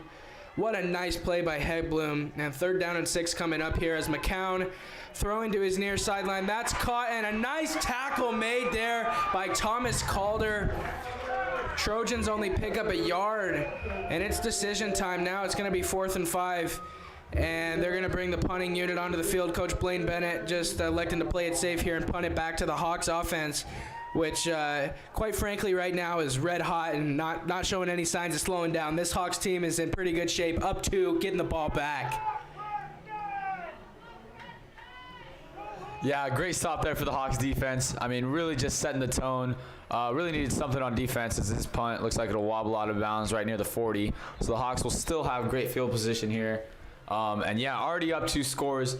Man, it'd be good if we could just keep putting it up against Post Falls defense. I mean, our offense has looked unstoppable there. Great stuff on back-to-back plays by the Hawks secondary. Thomas Calder coming up with a big tackle, obviously, there on 3rd down. And then on 2nd down to set it all up, Hutton Hegblum with a great hit in the backfield. I mean, really just shows in his athleticism, his physicality, and why he's a leader on this football team. And a great tackle on that last play there from Calder, who's really showing that he can shine on both sides of the ball. You know, obviously Calder's going to be offensively producing more than he does on the other side of the ball, but you know, seeing that tackle made there by Calder just shows how good the two-way players are for this Hawks team and how much guys like Chase Bertram and Thomas Calder contribute day in and day out to Mike Schroeder's roster. Oh, totally. I mean, like we talked about earlier, Lakeland not quite have the luxury of the numbers the Post Falls has. You know, we can't have a full defense, full offense. So these guys, a lot of them go both ways. As we talked about, when Owen Forsman, you'll see him kicking and, making tackles there on the defensive end and sometimes getting some plays there on offense. So, I mean, really, Lakeland, we have our guys play on every side of the ball. I mean, Calder, yeah, great DB, great running back, and a great kick returner here for the Hawks. So, just really good to see that even in the second half, as the time's going away, or as the time's been running, they still haven't been worn down yet, and they're still just fighting in there for the Hawks. I think that's a great testament just to the spirit of this team. Lautzenheiser hands it off to Cornish. Cornish is stopped at the line. A great stop there by number 99, Trevor Miller. Coach Dustin Frank talked to us before the game about the impact that Miller makes on this defensive line for the Trojans, as he's made quite an impact in this game. He's pressured Lautzenheiser quite a few times. He's had 2 QB hits, including coming in for a sack and also that incomplete pass where it looked like it may or may not have been a fumble from Lautzenheiser, where Miller just bull rushed him. A very talented defensive lineman and a great matchup between the big man Miller and the even bigger man Preston Jeffs.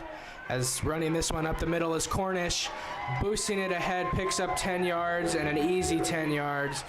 First down for the Hawks. A good hole there for Cornish to get it to the 45 of the Trojans, and the Hawks offense is marching. And again, that's just Cornish is refusing to go down. And he has so many yards after contact, We obviously don't stat that here at the high school level, but even after the first touch, he just blows through that first line, gets the 10-yard pickup, gets the Hawks first down there.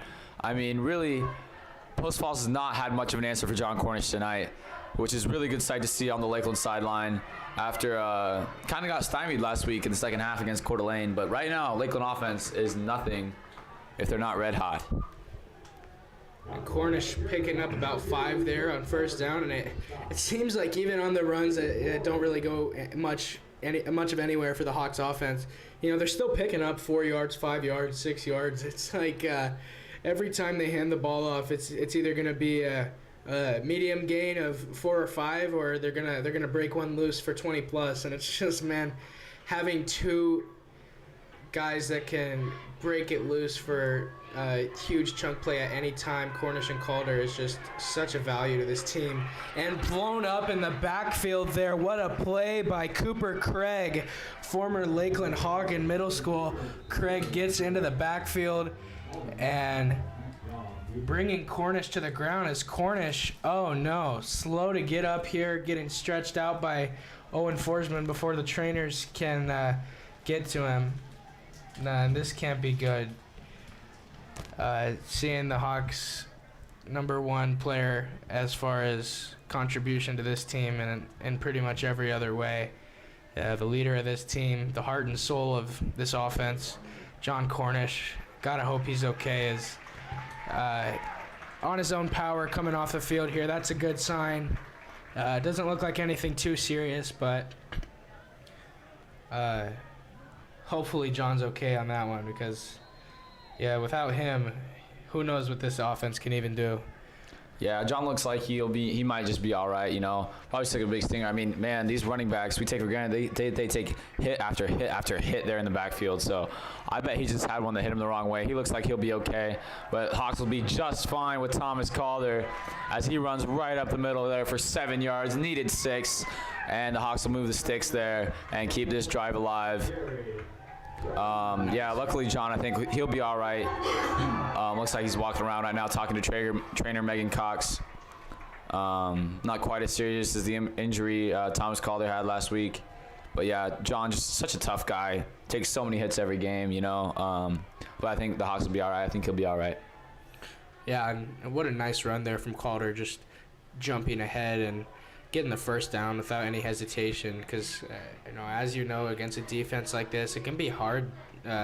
Every single inch that you fight for is is going to be a lot coming against bigger guys, and post falls, as you mentioned, having the opportunity to filter guys in and out on both sides of the ball. Maybe have some more depth on their roster. It's going to be a challenge for the Hawks to be able to continue to keep up with this defense, but they've done a great job so far. Just 3:15 left in this game, or this third quarter, sorry. And Post Falls, nothing going yet offensively in this third quarter. They're going to need to get something going soon, as this Hawks offense isn't slowing down anytime soon. It's going to be 3rd and 4 here after Calder jumps forward for 3 yards there. Yeah, luckily the Hawks already within Owen Forsman field goal range. Really, I mean, at this point, if we're not able to pick up the first, I can't imagine not kicking a field goal here with Owen Forsman inside the 30, well within his range. Absolutely, makes it a 3-possession game. Obviously, Mike Schroeder is not the conventional football coach when it comes to 4th down, but can't see them not electing to kick a field goal here with Owen Forsman if they're not able to pick it up here with on the run. Handing it off to Cornish. Cornish up the middle, and he's awfully close there. On the second effort, may have got it, and from the initial mark, he did. With a yard to spare, first down for the Hawks. An excellent run there on 3rd and 5 for Cornish, and he just continues to drive it up the throat of this Post Falls defense. And Lakeland is just making a statement right now in a game that, not a lot of people thought that they'd have any business winning prior to this season, but just a testament to this coaching staff, and shows what this team can do. Really just amazing what the Hawks are putting out tonight in front of their homecoming crowd here at Corbett Field in Rathdrum, Idaho. Oh, yeah, 100%. Good to see that. I mean, John's obviously all right if he's taking hits like that and getting right back up, even after, with the second effort. Obviously not shaking up too terribly. I think he's okay. Obviously, like we talked about, I mean, he takes hit after hit every which way, but a couple of the toughest guys I know in Calder and Cornish. So, yeah, just really great to see that he just bounces right back up from that injury and is able to pick up a good game for the Hawks.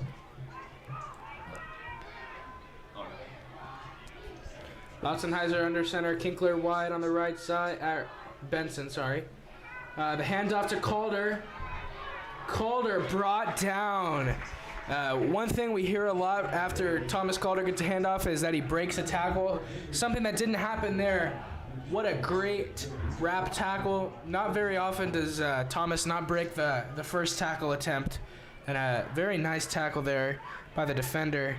That's senior Gentry Smith making a nice play on Calder, not allowing him to go anywhere, and for a 4-yard loss. It's going to be 3rd and 12 here for the Hawks on their own 20, or on the Trojans 25 here. Big third down here for the Hawks. I think no matter what happens, they're definitely within field goal range like we talked about, as it looks like we'll just get a couple yards here with Thomas. Set up maybe a little bit shorter of a field goal here for Owen on 4th.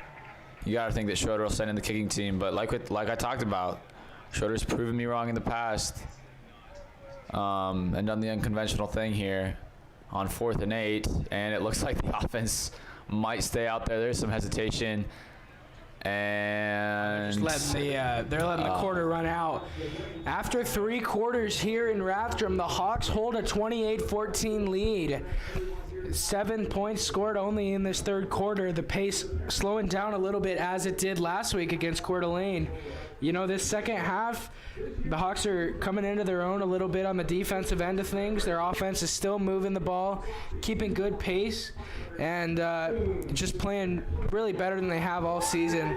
Coming out tonight against Post Falls, have a 2-touchdown lead, and 12 minutes away from improving to 5-1 on this homecoming night. Oh, absolutely. I mean, this is a huge win for the Lakeland Hawks against a very talented Post Falls team. They're proving themselves. I mean, last week against Coeur d'Alene, they showed that they may not be perfect. They may not be invincible, but they're still a top team in North Idaho. This isn't just some magic wonder season. This is a legit team. So I think that this is definitely just them proving it to themselves and just to everyone watching. And it does look like Mike Schroeder will have the offense coming out on the field. We do have Forsman on the field, so you never know. For 4th and... Oh, you're right. Okay, sorry. Okay. Lausenheiser there, just the quarterback, just in for the hole, it'll look like. And this one will be...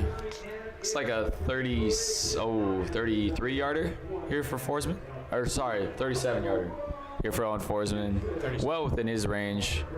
So we'll see if he's able to put it through here to give the Hawks another, what would this be now? A 3-score lead with 17 points and put that away. Absolutely drills it. Wow. Man. Owen Forsman is a fantastic kicker. He just makes that look easy. And a 31-14 lead now for the Hawks, making it a 3-possession game. And that's how you play football right there. Mike Schroeder maybe looking back at that game last week against Coeur d'Alene and thinking, man, maybe if we just did what we did right there, we maybe have a 6 wins in the win column instead of 5. But you learn from your mistakes. Talking to John Cornish earlier in the week, he told me, he said, we took that personal. That wasn't just any other game for us. We felt like that was going to be a statement win for our program, and coming out losing that game against a team that we feel like we played better than, it's tough. But coming into this game against Post Falls, he said that the team's more motivated to win than ever, and that the team wants to win this game extremely bad. Yeah, absolutely showing that. I mean, the offense, like we've talked about all day, has just been unstoppable. Defense has made some key stops when they can, against this great high-power Post Falls offense. I mean, again, just a great kick there for Forsman. I mean, I saw on the sideline a couple of hands being thrown up. Like, what? How'd that guy just drill that from that far back? But that's just kind of the kicker that Owen Forsman is, as he hits an absolute line drive, just about makes another field goal there from 70 yards. And it looks like the Hawks will the Trojans have pretty not great field position once again, starting out from their own 20. And they'll have just the fourth quarter here to bring back 17 points to them. I don't know if they'll be able to do it. Yeah, and I mean, that field goal, obviously a big difference maker here, because now not only are you just going for the 2 touchdowns, but you're also down by a third possession. So that extends it a little bit more, and it means that Post Falls, it's almost a necessity at this point for them to score on this possession. McCown rolling out. He's got some time and overthrowing his receiver. Looked like he may have just thrown that one out of bounds when he saw that he didn't have anyone open there. Intended receiver, Troy Osland. And we'll do it again here on 2nd and 10. What do you think that the Hawks are going to have to do? Because, obviously looking ahead, not the hardest schedule compared to what they've been playing recently, as that pass is incomplete to Asher Bowie. Going to be 3rd down coming up here. But, obviously going into our games against Sandpoint and Moscow, as well as a few other remaining games, how do you think that our team's going to how do you think that we're going to have to play in those league games to get the 1 seed and continue having the success that we're having against these higher opponents? I think we just got to keep up our physicality, especially against Sandpoint, who I think is the top football team between those two. I mean, I think Moscow recently played much smaller Timberlake and lost by more than 30 points. So I don't think the Lakeland Hawks are that much worried about the Moscow Bears, but I think definitely. I mean, I think a win against Sandpoint would be a statement win. I mean, the last couple of years, Sandpoint football has dominated the 4A IEL league. So, I mean, really, it'd just be a huge thing here if Lakeland's able to beat Sandpoint. And they will be playing at home. We will be streaming that game October 7th. It'll be the Lakeland Hawks senior night, as Post Falls is forced to punt once again after a quick 3-and-out there for the Hawks. But yeah, I think that they just got to keep being physical, keep up their run game. Obviously, try to keep John and Thomas healthy. As long as their O-line keeps doing what they're doing, I think that the Hawks, I mean, they got to stack up as the favorites this year against Sandpoint for the first time in a while. Yeah. Obviously, that Sandpoint team coming just short of a state championship last season. They lost in the championship game to, I believe, Skyline, the team that eliminated us in the first round. Remembering back to that Skyline game, we saw John Cornish running for a pair of touchdowns in the first quarter. Hawks got off to an early lead, and we showed some potential last year. Showed some glimpses of greatness, but I think that this season, moving forward, if we keep that offense healthy, good things are going to happen for this Hawks team, and they're going to contend along with the Sandpoint Bulldogs for a 4A state championship for the first time since moving to the 4A division. Yeah, boy, great hit in the backfield there for Post Falls. Maybe, hopefully, a glimpse for Post Falls of maybe they'll be able to stop this Lakeland run that's been ever present all game. Still only brings up 2nd and 12. But yeah, Post Falls really, they need to stop this run if they're going to be able to win this game. I mean, already down 17 with 10-15 and counting left in this fourth quarter. If Lakeland just keep the ball on the ground, keep marching down on the field, the clock will keep running as John Cornish busts through for another 6-yard run. That'll make it much easier 3rd and 6 here coming up. And man, just another, I mean, looks like might be just a cramp there for John Cornish, but man, you know that's painful if it's keeping John Cornish down. I mean, that guy does not go down easy. Good news for Lakeland Hawks is I don't think that will be anything long term, but I bet it is painful for John Cornish. Got to think maybe as we keep going along here, maybe Coach Schroeder elects to take him out and just let him rest here, as the Hawks do have a 17-point lead and another very capable running back in Thomas Calder. So we'll see what the Hawks' decision is there. Man, you could just see the frustration visible through his helmet. Cornish is upset right now, and that's an issue he's been dealing with, a cramp in that leg all season long. Cornish is not happy right now, coming to the sideline fired up. He's not happy about these continual cramp issues that he's going through. But yeah. Maybe it's his Achilles heel, so to speak. But Cornish is a superstar athlete, and we know that he's going to do whatever he can to tough his way back into this game. It's a great run there for Calder, just enough to get the first down right at the chains. That's a huge first down. Would have been a 4th down if he didn't get it. Calder just barely reached the first down marker at the 46-yard line. First down for the Hawks, and Roan Riley coming into the game now. Hawks offense is in command and not slowing down anytime soon. Post Falls is in trouble with under 10 minutes remaining in this game. Absolutely. I mean, that first down just gives the Hawks that much more time to kill now on this clock. I mean, that's just killer for Post Falls. You finally force a 3rd and long. That's a great tackle. What a play by Cooper Craig, blowing up Thomas Calder in the backfield for a loss of 5. What a tackle there. Not a lot of guys can do that, folks, but Cooper Craig is one of those guys. Man, he's just one of the most physical. I mean, I played with him back in middle school when he was playing for Lakeland football. I mean, one of just the most physical and athletic guys you'll play with, both in football, and he's a basketball player over there at Post Falls. I know he's just a top talent, top athlete, great guy. Love Cooper Craig, man. Great tackle there. Not a lot of guys can bring down Thomas Calder in the backfield. Yeah, fantastic play there from Craig. Just great fundamental tackling. As you mentioned, not a lot of people able to bring Calder down on the first attempt like that. And Calder stuffed once again, this time at the line of scrimmage, picking up about a yard. It's going to be 3rd and 12 here coming up. We're under 9 minutes remaining to go in this game. Hawks chewing that clock, but Trojans trying to get a stop, just trying to get the ball back and hopefully get the ball into the end zone. But as of right now, the Hawks are in command. I mean, yeah, luckily the clock is on their side here. Up 3 scores with under 9 minutes and counting. I mean, I don't really think there's a whole lot of hope here for the Trojans. Of course, you always, you got to stick around here for these last 9 minutes just to see how things play out. But Hawks are looking good here. Oh, man, and I immediately eat my words. Thomas Calder and Kason Lautzenheiser collided on the attempt on a handoff there. Lautzenheiser lost the football and picked up by Cooper Craig. Post Falls in command, getting the ball right back with good field position on the Hawks 36. We'll see if they can capitalize and put some points on the board, which they haven't been able to do since early in the first half. Boy, one of the first turnovers we've seen for the Hawks in a while.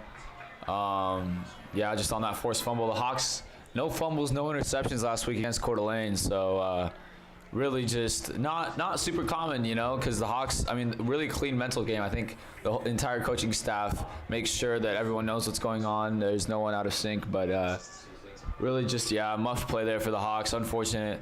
Just a couple of plays from wrapping this up. I still think that the Hawks should be feeling pretty good. But obviously, nothing is without a doubt with a little under 8 minutes here. As they'll bring up 3rd and 6 there with the incomplete pass. Looked like just a low throw there from McCown.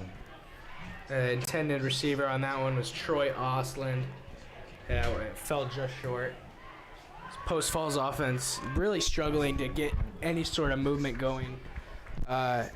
Lakeland defense just, playing to their roots and getting in the Post Falls face, not allowing any movement. And as I mentioned, nothing really, no points on the board since early in the first, as we have some movement on the line here that's going to bring the Trojans back to a 3rd and long. And that will not help there for Post Falls as you're trying to get back in this game. Under 8 minutes now in the 4th. Only 17, down 17. Turns a 3rd and 6 into a 3rd and 11. You got to think this is 2-down territory now for the Trojans. They got to start getting some touchdowns here or this game's going to be over. So that one sure won't help. Yeah, absolutely. Really just in need of any movement on the offensive side of the ball right now. Not able to get anything going. McCown has been trying to hit his receivers all day, but, with that Hawks front in the right in your face with Chase Burcham and Hutton Hegbloom, that authoritarian combo coming right at your face. It's hard to defend, but that Post Falls O-line does pick up a first down here, getting down to the 25. 7:24 left in this quarter. As Post Falls is moving the ball a little bit here, but time is not on their side, as you mentioned. A nice play there from Post Falls. McCown, wide open. Asher Bowie. Bowie gets down to the 4. And nobody was covering him there. Looked like a busted coverage. McCown found Bowie over the middle, and he gets down to the 4, brought down. Post Falls driving onto the 1st and goal now. 7:13 and counting left in this 4th quarter. Post Falls going to need to score right here. And Post Falls offense is starting to finally show some life here late in this 4th quarter. Bustamante up the middle, touchdown Trojans. A nice run there, a 5-yard run to the left, just outside the tackle box, getting up the left sideline and into the end zone. Trojans score for the first time in this second half, making it 31-21 pending this extra point. Nice possession there, able to get some momentum back on their side, coming back into this game a little bit, but not much time remaining for this Post Falls offense to dilly-dally much. Yeah, I got to think that either you're hoping for an onside kick here after this or potentially just a quick stop. I mean, still with 7 minutes, all 3 timeouts. Only down 10. Still time here for Post Falls. Lakeland just got to be smart with the football now. No more dumb turnovers. Just got to, as long as Lakeland Hawks execute here and are able to just put these Trojans away, I think they'll be just fine. But yeah, great play there by Asher Bowie to set that up. Another guy, ex-Lakelander in middle school, I've played sports with him my whole life. Just an absolute athlete, stand-up guy. Great football athlete, great basketball talent. Great find there by McCown, open space, sets up that touchdown there for Bustamante. Post Falls offense finally shows some life here in this second half. We'll see if they're able to keep it going. Hopefully that momentum will help out on their defensive side, as the Hawks offense has still been unstoppable just this entire game. A nice catch there from Bowie. His stature is so impressive for that of a high school football player. He's number 89 out there, towering over his Post Falls teammates. What is he, 6'5", 6'6"? Boy, man, he's pushing 6'6" at this point. As that one looks like that did not get the required yardage there before it was touched by Post Falls, or something weird happened there on the kick. Either way, this one will go against Post Falls. Might just back them up a little bit. Yeah, it's just going to be offsides. You're going to re-kick here. And now Lakeland does know to put in the hands team as Ezra Benson comes in for Gabe Means. And it looks like Post Falls is trying just to do anything they can to get this ball back. Lakeland's just got to be smart with this football, dive on it.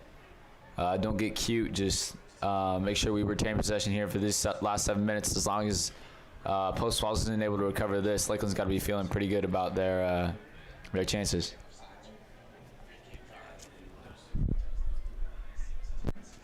So for those of you at home who may not understand what's going on here, Post Falls going for an onside kick. The ball needs to roll 10 yards. And at that point, Post Falls is able to pick it up, and if they recover it before the Hawks do, they'll have possession as long as it rolls past the 45-yard line. So the ball just has to go 10 yards here. There's a kick. Oh, they're actually going to boot it away, and we have another whistle.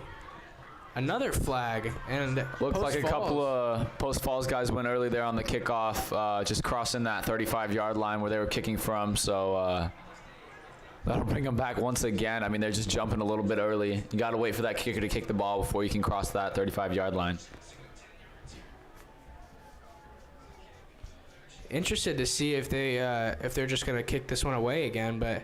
I feel like you almost have to onside kick it with how the Hawks offense has been playing, and really just and one more field goal, and that makes it really hard for Post Falls to be able to come back into this game. So yeah, I would be going for an onside kick here, but it looks like they're surprised to see Calder and Cornish up so far. I mean, really, if Post Falls boosts this one deep, gets it over their heads, you still got to return this thing unless it goes out of bounds, which will bring the ball out, I believe, to the 35 here at the high school level. I think in the NFL, that'd be out to the 40. Not quite sure. But either way, Hawks will get pretty good field position. Doesn't really turn into much. A lot of annex for not a whole lot of outcome there for Post Falls. As the Hawks will get the ball here with 7 minutes, feeling good with a 10-point lead. Just got to make sure that no turnovers, right here. Last drive, that kind of hurt us, but luckily we had enough leads stacked up where we can afford to have one or two. Just 7:01 left. They're at the 45. Oh, yeah, ball brought all the way up to the 45 on that out-of-bounds kick. Well, interesting. So, yeah, it looks like Hawks will get good field position here. And their offense, I mean, hasn't really been stoppable other than that one fumble there for Lautenizer, just as him and Calder collided on that last play.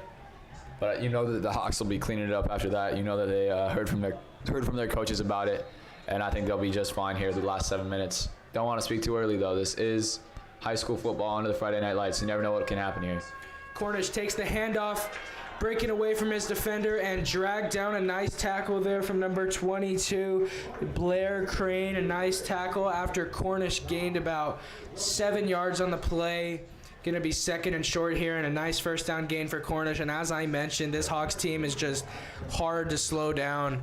It's going to be really hard for Post Falls to get the ball back because this offense just runs tempo, and they'll run the ball right up the gut every single play for the rest of this game. If I were a betting man, this ball is probably going to Thomas Calder here, as the Hawks stick to their roots quite consistently, and they run the football, and they're good at it. As Thomas Calder jumping ahead, picking up the first down. Oh no, and they call it a turnover. Looked like Calder was down. Calder. And the call on the field is a fumble recovered by the Trojans. It looked like Calder just had the ball ripped away from his possession. And the call on the field is officially first down Post Falls. And that play could change this game dramatically. Boy, this game just got a whole lot more interesting with that call. Calder just on the second effort. I guess they didn't get him down the first time, obviously. If the fumble's called there on the second effort, they stripped it out. Not a good look. And it even looks like there's a Lakeland player down on the sideline here. It's Bustamante. Breaks the run up to the left side for 4 yards. Starting left guard, Braden Teary. Slow to get up there. It's getting quite a bit of medical attention on the sideline right now. It's not a good look for the Hawks as Post Falls offense is driving here. Down only 10, 5 minutes and counting. McCown flips it to Bustamante. Bustamante's got a head of steam, and he breaks another tackle. Bustamante's going to break it free up the left sideline. He could go all the way down to the 1 yard line and brought down just ahead of the goal line. What a tackle on the play there from Zach Kinkler, bringing him down and bringing down the pylon in the effort. Kinkler slow to get up, but Post Falls, a huge gain there, bringing it all the way from midfield down to the 1 yard line. And this changes everything after the ticky-tack fumble call when Calder may or may not have been down to a Bustamante 40-yard gain. And Bustamante will take the next play right into the end zone. Post Falls scores a touchdown. And all of a sudden, this is a one-score football game after the Hawks were just up 17 just a minute ago.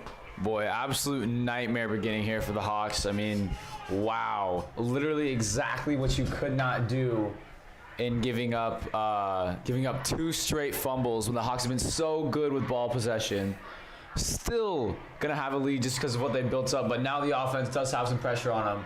They've got to be just about perfect now with only a 3-point lead.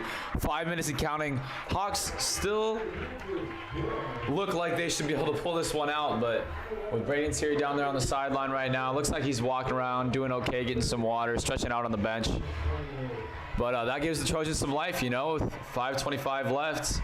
We might just have an exciting one yet, like we talked about. I mean, you never know what's going to happen here under the Friday Night Lights. So, wow, we go from a 17-point lead to a 3-point lead in the blink of an eye. And now the Lakeland Hawks are going to have to get something done here on offense.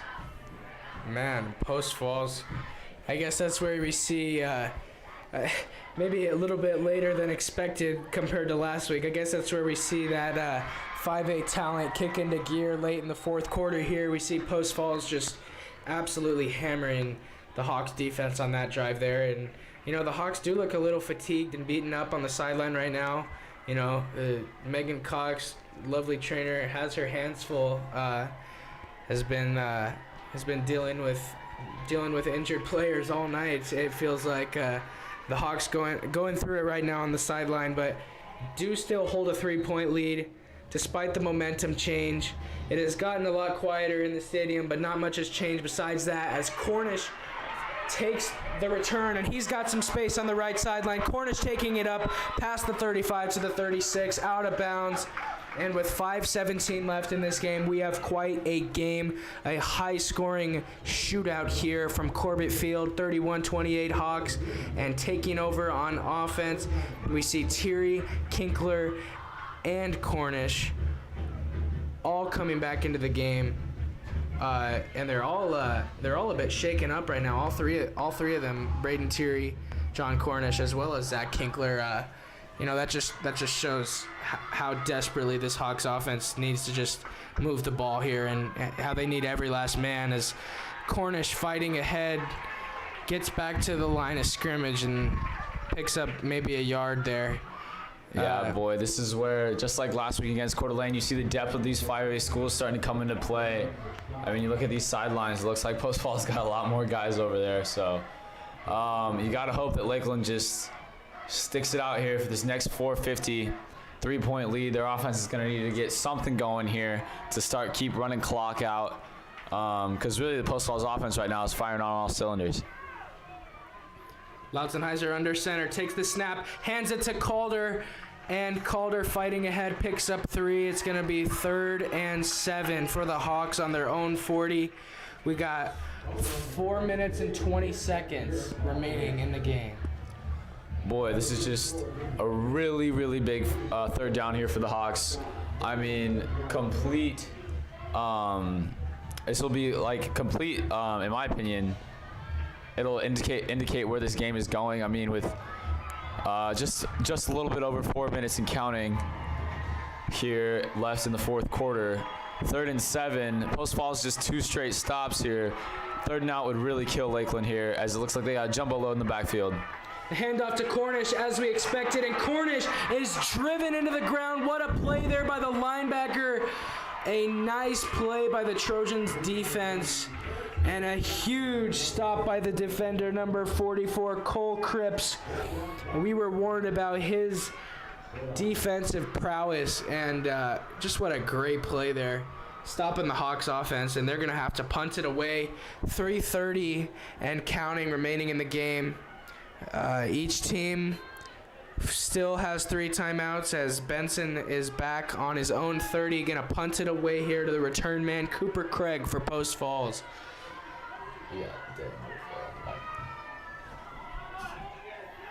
And they need to really flip field position here to the Hawks, make the Trojans take as much time as possible. It looks like we've got a flag on the field.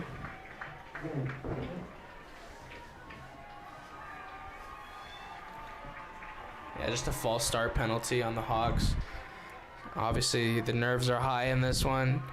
They got a very high attendance here at Corbett Field, and the crowd is quieter than ever. Obviously, all the momentum here on Post Falls side. This is really where the Hawks need to show up, show their legs. Defense has got to make a big stop here. Ezra Benson starts it by flipping the field here. Great punt. Takes a bad bounce there for the Hawks. They need to grab it. And the Trojans will start out with pretty good field position there after just a rough bounce there for the Hawks. And we've got a little under 3 minutes. Post Falls down 3. They'll start with the ball there on their 35. This is where Lakeland's football team needs to show that they have the legs to compete with these upper-level schools. They have to be able to make a stop here. 3 minutes left in this game. This is huge. Lakeland's defense need to be going now more than ever. Post Falls has all the momentum right now. I mean, really, this is a huge possession. I'm so nervous. Post Falls has trips left. The handoff to Bustamante. Bustamante powering it up the middle. Nice tackle there from Owen Forsman. Bustamante only able to pick up 2 yards on first down, and the clock is ticking. 2 minutes, 40 seconds left. 3 timeouts for both teams. And we haven't seen a field goal attempt yet from Post Falls. We'll see if they try to tie this one up and send it to overtime, or if they're just going to try to score a touchdown and win the game. Good stuff there by the Hawks as they stop Bustamante. Again, you got to think this is 4th down territory for the Post Falls Trojans here. Oh, without a doubt, it's 4th down territory. Absolutely. With 2:15 and counting left, they have a great no-huddle offense, though. They'll be able to move the ball quickly. 3 timeouts left. Huge 3rd down here for the Hawks. Need the stop. 2 good plays in a row from Owen Forsman, making clutch tackles here on this possession. Couldn't have been a better time for Forsman to clutch up on the defensive side of things. And the clock just keeps on ticking here for Post Falls as they're taking a while to snap the ball. We're down to 1:50 now. McCown takes the snap. The handoff up the middle tackle. And dropped. Not able to go anywhere with that one. And a huge stop of Tevin Burns. Burns fighting forward, and it's going to be 4th and 4 now.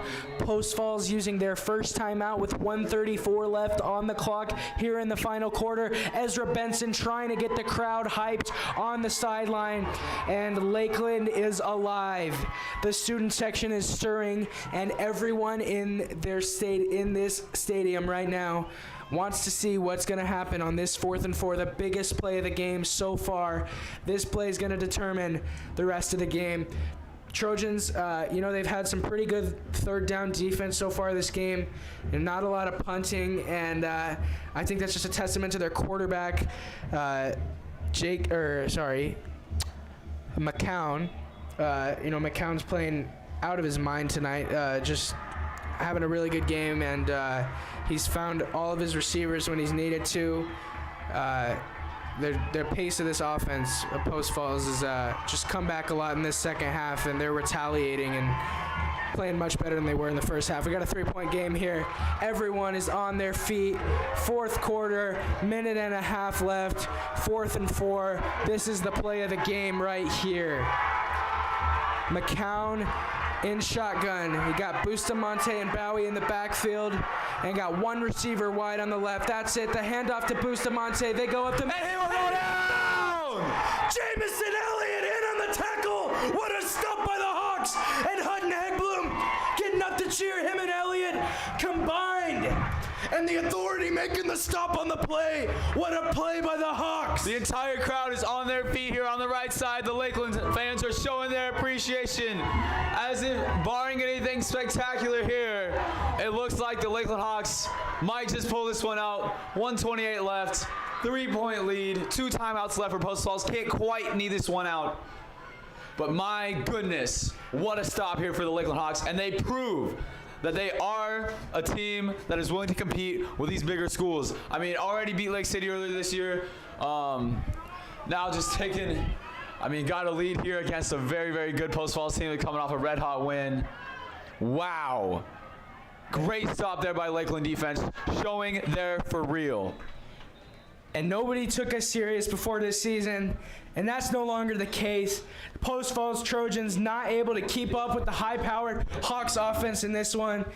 Lakeland have scored over 30 points in this game, the most points they've scored this season, aside from scoring 31 as well against the Lake City Timberwolves. This Hawks team has proven time and time and again that they are a force to be reckoned with.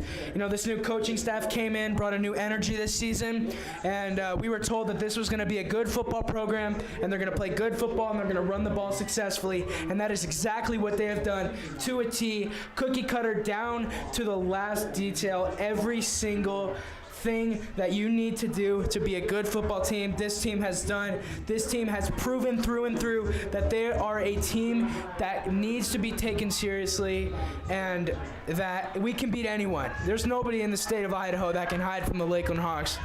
And we just have a great group of guys and a lot of potential to go to state this year. And that will clinch it as John Cornish gets the first down. The Hawks will be able to knee out the game, and it looks like a homecoming dub here for the Lakeland Hawks. John Cornish gets what will probably be the last first down of the game as the Trojans will just let this one roll. Lakeland High School will beat Post Falls tonight, 28-31. Minute left and counting. They'll just be able to kneel this one out, take the victory. Wow, just an exciting Friday homecoming night. The students will be going crazy after this one as Kason Lousenheiser takes a knee. And the clock will just run out. The nail in the coffin there was the run up the middle from John Cornish as Cornish hyping up the sideline. And this Hawks team is hyped. The crowd is hyped. And Lakeland is in a good position. Right now, this football program is better than we have ever been in the last 20 years. Best record since the early 2000s. What a great and special program this is. The Hawks team just absolutely dominating against these 5A opponents. And that'll be the last snap as Lakeland takes the dub tonight. Lakeland Hawks will win it 31-28 here from Corbett Field. I'm Ben Ryan alongside Liam Bradford. What a game. Hawks win in a great game, and they improved to 5-1. Coming back next week, gonna be playing on the road. It's gonna be a league matchup against Moscow, and our next broadcast is gonna be at home October 7th against the Sandpoint Bulldogs. Make sure to tune into that game and keep watching your Hawks as they pick up the huge win on homecoming night. Go Hawks.